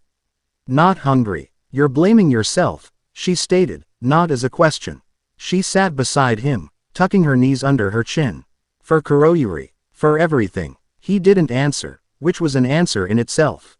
He felt responsible. His presence on Remnant had drawn the judge's eye. His failure to defeat the Herald at Beacon had led to this new, insidious phase of the war. "This isn't on you, Naruto," Blake said, her amber eyes reflecting the firelight. "You didn't invite this thing here. And you're the only one who can sense it. Without you, we'd be flying blind. We wouldn't even know there was a bigger threat than Salem." She reached out, taking his hand. "We're in this together. We carry this burden together. That was the pact, remember?" He looked at their joined hands, at the faint, invisible warmth of their bond. She was right. He had spent 2 lifetimes trying to carry the world on his own shoulders. It was a hard habit to break. He gave her hand a squeeze, a silent thank you. From the other side of the fire, Yang and Pyrrha watched them. There was no jealousy, only a shared, quiet understanding. They had all taken turns being the anchor for the others in the past 6 months. Yang had struggled the most, initially. The loss of her arm and the trauma of the fall had nearly broken her. But the constant, steady support of the other 3, felt through the bond, had pulled her back from the brink. She and Naruto had spent weeks training, developing a new fighting style. Her prosthetic was powerful, but it lacked the sensory feedback of her real arm. She couldn't feel her punches the same way. "Stop thinking about what you lost," Naruto had told her during one frustrating session. "Think about what you've gained. It's a tool, a weapon. Let's make it better." They had worked tirelessly. Naruto, with his deep knowledge of Fuinjutsu, had etched microscopic seals onto the arm's inner casing. They didn't channel his chakra directly, his network was too damaged for that, but they acted as a sympathetic resonator. Now, when she loaded her gauntlet with dust shells, she could push a sliver of her own aura into the seals, which would then interact with the dust on a molecular level. The result was devastating. Her fire dust shells no longer just exploded, they detonated with a focused, concussive force that could liquefy stone.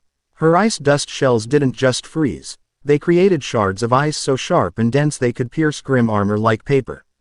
She had lost an arm, but she had gained an arsenal. Her anger, once a wild inferno, was now a focused, tactical nuke. Pyrrha, free from the burden of destiny and the public eye, had blossomed. The fall of Beacon had been a tragedy, but for her, it had also been a liberation. She trained with a relentless, joyful intensity. Her mastery over her polarity grew exponentially. She no longer just moved metal, she controlled it with the finesse of a surgeon. She could weave discarded bullet casings into a flexible, shimmering shield or turn a handful of metal shavings into a blinding storm of shrapnel. Naruto had taught her how to feel the metallic dust in the very earth, allowing her to pull spikes of iron and nickel from the ground to ensnare her enemies. She was no longer just the invincible girl. She was a master of the battlefield. And Blake had embraced her role as their shadow. She became their spymaster, their intelligence network. Using her family's name, a name that still held weight in the Faunus community, and a secure communication network designed by Naruto using coded chakra pulses, she began to build a web of contacts across Anima. She tracked White Fang movements, not to fight them, but to monitor them for signs of the judge's influence. She and Naruto perfected combination attacks that were terrifyingly effective. He would use a body flicker to appear behind an enemy, and Blake would use her semblance to create a shadow clone in the same spot a split second later. The enemy would strike the clone, only to find the real Blake already at their flank, her blade at their throat. They were a unit, forged in fire, bound by soul, and honed by the harsh realities of their new world. Their hunt led them to the swamplands of southern Anima. Blake's sources had spoken of a marsh village that had gone silent. But it wasn't a grim attack. The reports were strange, filled with whispers of a singing lady, and people wandering into the fog, never to return. The cold static Naruto felt on his senses was stronger here than anywhere before, a constant, chilling hum. "This is it," Naruto said as they stood at the edge of the swamp. A thick, unnatural fog clung to the twisted cypress trees, swallowing all sound. "There's a herald here." They moved into the swamp, the water up to their knees, their movements slow and cautious. The air was heavy, filled with the scent of decay and a cloyingly sweet, floral aroma. "I hear it," Pyrrha whispered, her head tilted. A voice, singing. They all heard it then. A faint, ethereal melody that seemed to come from everywhere at once. It was beautiful, but it was a siren's song, promising peace and an end to suffering. John's eyes glazed over. "It's so peaceful." He started to wander off the path, a blissful smile on his face. "John, snap out of it," Yang yelled, grabbing his arm. "The song is a psychic attack," Naruto stated, his jaw tight. He could feel the melody trying to worm its way into his mind, promising him an end to his pain, a reunion with those he had lost. The bond was the only thing keeping him anchored. He focused on the feelings of his wives, Yang's fiery defiance, Blake's focused vigilance, Pyrrha's steady resolve, and used them as a shield. Focus on each other. Don't let it isolate you. They pushed deeper, the song growing louder, more insistent. They found the village. There were no bodies, no signs of a struggle. It was simply empty. But in the center of the village, sitting on a throne of woven roots and pale, glowing flowers, was the source of the song. She was beautiful, in a terrifying way. She looked like a woman, with long, flowing white hair and skin as pale as marble. She wore a dress made of living vines and flowers, and her eyes were closed as she sang her hypnotic song. This was the second herald. The whispering mother. Her eyes snapped open. They were solid black orbs, devoid of pupils. She stopped singing, and the silence was more jarring than the song had been.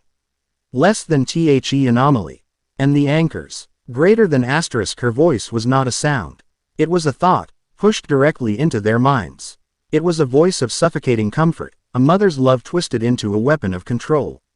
Less than you are all so tired. So hurt. Lay down your arms. Join my garden. Find your peace. Greater than. Several villagers, their eyes as blank as hers, emerged from the fog, holding crude weapons. They moved with a shambling, unnatural grace. She's controlling them. Blake hissed. This isn't a one-on-one duel, Naruto said, his voice low and urgent. This is a takedown. Yang, clear a path. Blake, get the villagers out of her control, but don't harm them. Pyrrha, control the battlefield. Keep her pinned. I'm ending this. They didn't need to be told twice. Yang roared, her semblance flaring to life. Hey, weed witch, pick on someone your own size. She fired a volley from her prosthetic, not at the herald, but at the ground in front of her. The concussive blast sent a massive wave of mud and swamp water crashing over the controlled villagers, knocking them off their feet and breaking their charge. Blake was a blur of motion, using the ribbon of her gamble shroud to disarm the villagers, wrapping them in cocoons of black ribbon, immobilizing them without causing serious injury. The whispering mother turned her black-eyed gaze on Pyrrha. The metal clasps on Pyrrha's armor began to groan, twisting under an unseen force. The herald wasn't just a psychic. She could manipulate organic matter. But Pyrrha was ready. She stamped her foot, and the ground erupted. Spikes of iron ore, pulled from deep within the earth, shot up, forming a cage of jagged metal around the herald's throne. The herald simply smiled. The roots of her throne came to life, thick as pythons, and shattered the metal cage with contemptuous ease. My turn, Naruto said. He shot forward, Not with the flash of KCM, but with the raw, explosive power of a chakra-enhanced charge. He had one shot at this. He couldn't afford a prolonged battle. His reserves were too fragile. The herald raised a hand, and a wall of thick, thorny vines erupted from the ground to meet him. He didn't stop. He slammed his palms together. Kage Bunshin no Jutsu. A single clone appeared beside him. But they didn't attack. In midair, the clone grabbed Naruto's feet and, with a mighty heave, threw him over the wall of vines. He sailed over the defense, a Rasengan already roaring to life in his hand. It wasn't as large or as stable as the one that had destroyed the Alpha Beowulf, but it was dense, a churning ball of pure destruction. The Whispering Mother's eyes widened in something akin to surprise. She hadn't anticipated such a simple, brutish tactic. She tried to raise another defense, but it was too late. Naruto slammed the Rasengan into her chest. The impact was devastating. The herald's form was torn apart, not dissolving into black smoke like a grim, but unraveling into a shower of dying flowers and splintering vines.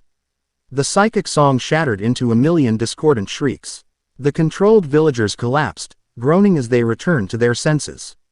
Naruto landed, panting, a wave of exhaustion hitting him hard. The single, powerful technique had cost him dearly. But it wasn't over. The last fading petal of the herald pulsed with a final spark of the judge's power, delivering one last message into their minds. Less than the sentences passed. The weaver comes to unravel this flawed tapestry. All will be undone. Greater than. The final message hung in the air, a chilling promise of a greater doom. The weaver, Yang said, her voice grim. Sounds friendly. First the knight, now the mother. It's sending its lieutenants after us, Pyrrha analyzed, her face pale. And they're getting stronger, more versatile. And it mentioned the tapestry, Blake added, her mind racing. Like the world is just a piece of fabric it can unmake. What could it mean? Naruto looked at his friends, his family.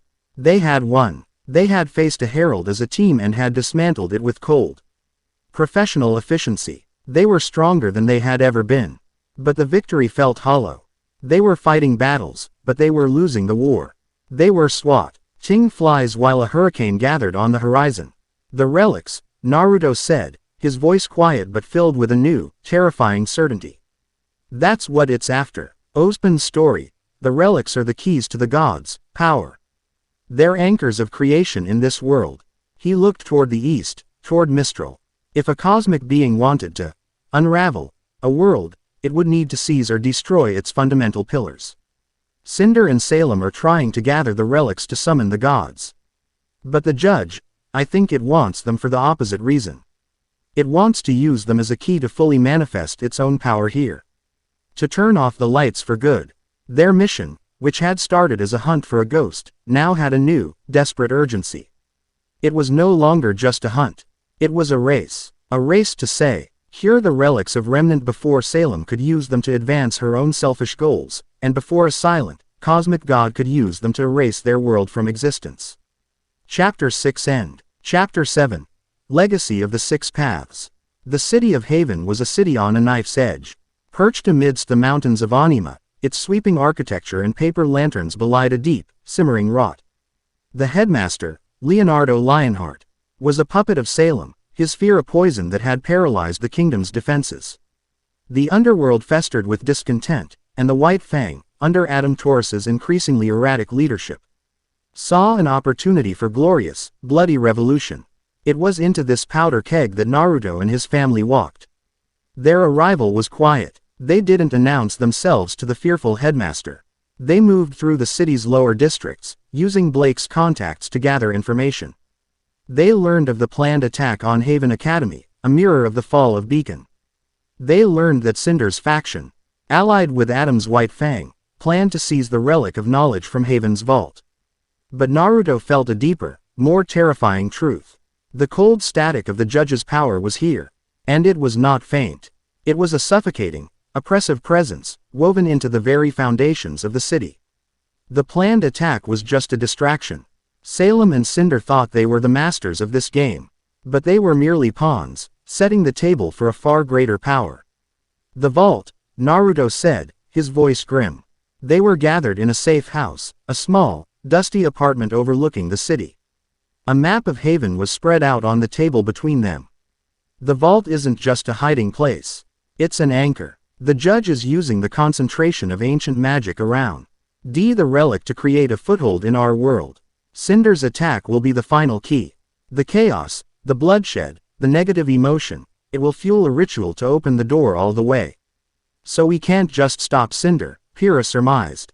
Her expression dire. We have to stop the judge itself from breaking through. Worse, Blake added, looking up from a decrypted message on her scroll. Hero just made contact. He's here. With Team RWBY. They're walking into Lionheart's office. It's a trap. The pieces were all in motion. A multi-front war was about to erupt, and they were at the heart of it. Okay, Yang said, cracking the knuckles of her prosthetic hand. A low hum of energy emanated from the weapon. So we have a three-part problem. 1. Save our friends from the trap. 2. Stop Cinder from getting the relic. 3. Kick a god-level squatter out of our dimension before it unravels reality. Did I miss anything? Adam, Blake said, her voice low and hard. He'll be there. He's my responsibility. Naruto looked at each of them. He saw no fear, only grim, hardened resolve. We split up, he commanded, his voice leaving no room for argument. Pyrrha, you're with me. We go for the vault. Your polarity and my sensory abilities give us the best chance of navigating whatever defenses are down there. Yang, Blake, you intercept Cinder's forces. Your priority is to support Kiro and RWBY and stop the main assault. Create chaos, break their coordination. He looked at Blake. Adam is a part of that. But you're not facing him alone.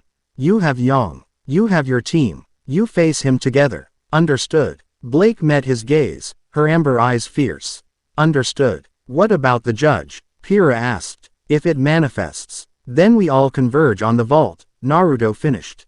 That's where the final battle will be.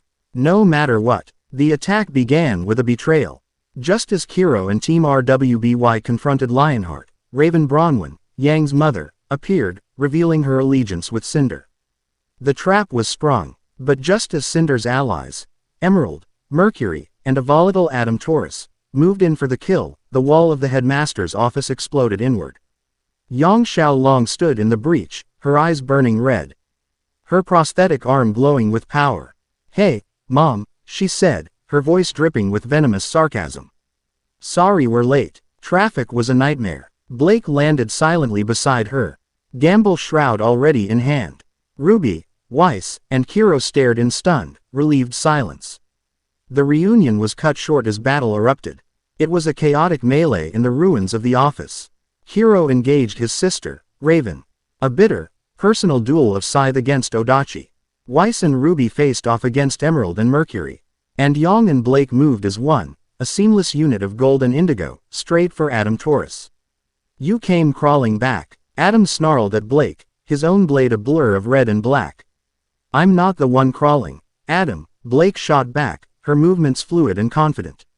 She was not the scared, running girl he remembered. She was a huntress. The fight was brutal. Adam was a master swordsman, his semblance allowing him to absorb and unleash devastating amounts of energy. But he was fighting two opponents who were perfectly in sync. Yang was a wrecking ball, her concussive blasts forcing him on the defensive, her sheer power a constant threat. Blake was a phantom, her shadow clones and unpredictable movements creating openings he couldn't anticipate. Their bond was their greatest weapon. They could feel each other's intent, moving to support, feint, and attack without a single word. Meanwhile, deep beneath Haven Academy, Naruto and Pyrrha descended into the vault. The air grew colder, the pressure mounting. The static of the judge's power was a deafening roar in Naruto's senses. The path to the relic chamber was not guarded by puzzles or traps, but by a chilling, geometric distortion of reality. Hallways stretched into impossible lengths, and gravity shifted without warning. It's warping space-time, Pyrrha breathed, using her polarity to cling to the floor as the corridor threatened to turn upside down. It's pulling its own dimension through, Naruto grunted, using chakra to stick to the walls. It's a beachhead. We have to close it. They finally reached the central chamber. The relic of knowledge, a simple golden lamp, floated in the center of the room. But the chamber itself was a nightmare. The walls were gone, replaced by a swirling vortex of silent, black space and impossible, non-Euclidean shapes. And floating before the relic, her back to them, was a figure wreathed in maiden fire. Cinder Fall. She had used a different path, a secret entrance given to her by Raven. She turned, a triumphant, cruel smile on her face. Her grim arm was gone, replaced by a prosthetic of gleaming obsidian, and the left side of her face was horribly scarred from Ruby's silver-eyed blast. But her one good eye burned with more power than ever. Nikos, Cinder hissed, her voice filled with hatred. And the little freak who survived my arrow. You've come all this way just to watch my final victory. Pyrrha stepped forward, her spear and shield at the ready. Her expression was not one of fear or anger. It was one of calm, cold pity. This isn't your victory, Cinder. You're just a key, turning a lock for a master who will discard you when you're no longer useful. Silence. Cinder shrieked, unleashing a torrent of fire. She's yours, Pyrrha, Naruto said, his gaze fixed on the swirling vortex behind Cinder. I have to deal with the front door. Pyrrha didn't need to be told twice. This was her fight. The ghost of her failure at Beacon, the woman who had taken everything, was before her. She met the inferno not with defense, but with offense. She launched herself forward, her movements a blur of green and bronze. Their duel was not like the one at Beacon. Pyrrha was no longer a student fighting a desperate battle. She was a warrior with nothing to lose and everything to protect. She moved with a confidence and power that stunned Cinder. She used her polarity not just on Cinder's weapons, but on the metallic dust in the air, creating shimmering shields that deflected the maiden's fire. She dismantled Cinder's attacks, her spear a blur of precise strikes, forcing the maiden back, step by step. Cinder was more powerful, but Pyrrha was better. She was smarter, more skilled, and she was fighting for something more than just power. She was fighting for her family. With a final, powerful thrust, she disarmed Cinder, her spear point resting inches from the terrified woman's throat. It's over, Pyrrha said, her voice devoid of malice. As this duel raged, Naruto faced the vortex. It was beginning to solidify. A shape was forming in the chaotic void. A being of pure, silent thought, its presence anathema to life itself. The silent judge was manifesting. The sky over Haven darkened. A creeping, tangible void began to spread from the academy. A circle of absolute nothingness that consumed light and sound. The Grimm on the battlefield suddenly mutated, growing extra limbs, their forms twisting into new, horrifying shapes. The very laws of physics were beginning to fray. Upstairs, the battle came to a halt. Heroes and villains alike looked up at the encroaching darkness in terror. What is that? RWBY whispered in horror. Even Salem, watching through the eyes of her seer Grimm, felt a flicker of something she hadn't felt in millennia: fear. Her own plans for immortality were meaningless in the face of total annihilation. She gave a silent, screeching command to all her forces, a single, desperate order: stop it. An unthinkable, temporary truce was born of mutual terror. Atlesian knights, White Fang soldiers, huntsmen, and Grimm all turned their attention to the source of the void, the heart of Haven Academy. Naruto knew he couldn't fight the judge. It wasn't a physical being. It was a concept, a force of cosmic order. You couldn't punch entropy, but he could attack its anchor. He had to overload its connection to remnant. He closed his eyes. He reached inward, past the damaged pathways of his chakra network, past the lingering cold of the void poison. He reached for the core of his being. He made peace with his past as the outcast Jinchuriki, with his present as the reborn wanderer, and with the future he was fighting for. He accepted both lifetimes, all his pain, all his joy, all his loss. And for the first time, he fully and truly unlocked his legacy. A wave of pure, vibrant life energy erupted from him. It was not the golden fire of Kurama. It was a serene, multi-hued cloak of power. The Six Paths Sage mode. His skin glowed with an inner light, and 9 black truth-seeking orbs. Spheres of malleable energy that could nullify all forms of ninjutsu and energy, materialized behind his back. He was a figure of absolute life, a stark, brilliant contrast to the absolute nothingness of the judge's void. But he knew it wasn't enough. He was powerful, but the judge was a fundamental force of its own reality. He was a candle against a hurricane. Then he felt them. Through their bond, he felt the fierce, unyielding love of his family. Upstairs, Yang had just defeated Adam alongside Blake, shattering his sword and his pride. She felt Naruto's power surge and didn't hesitate. She closed her eyes, pouring all her fiery will, all her defiance, into the bond. Pyrrha, having knocked Cinder unconscious, turned and did the same, sending all her unshakable devotion, all her calm strength, into their connection. Blake, standing over a broken Adam, sent her quiet resolve, her unwavering trust, her fierce, protective heart, into the river of power flowing toward Naruto. He felt their strength, their souls, their very auras pouring into him. His six-path sage mode flared, the energy stabilizing, amplifying, becoming something more.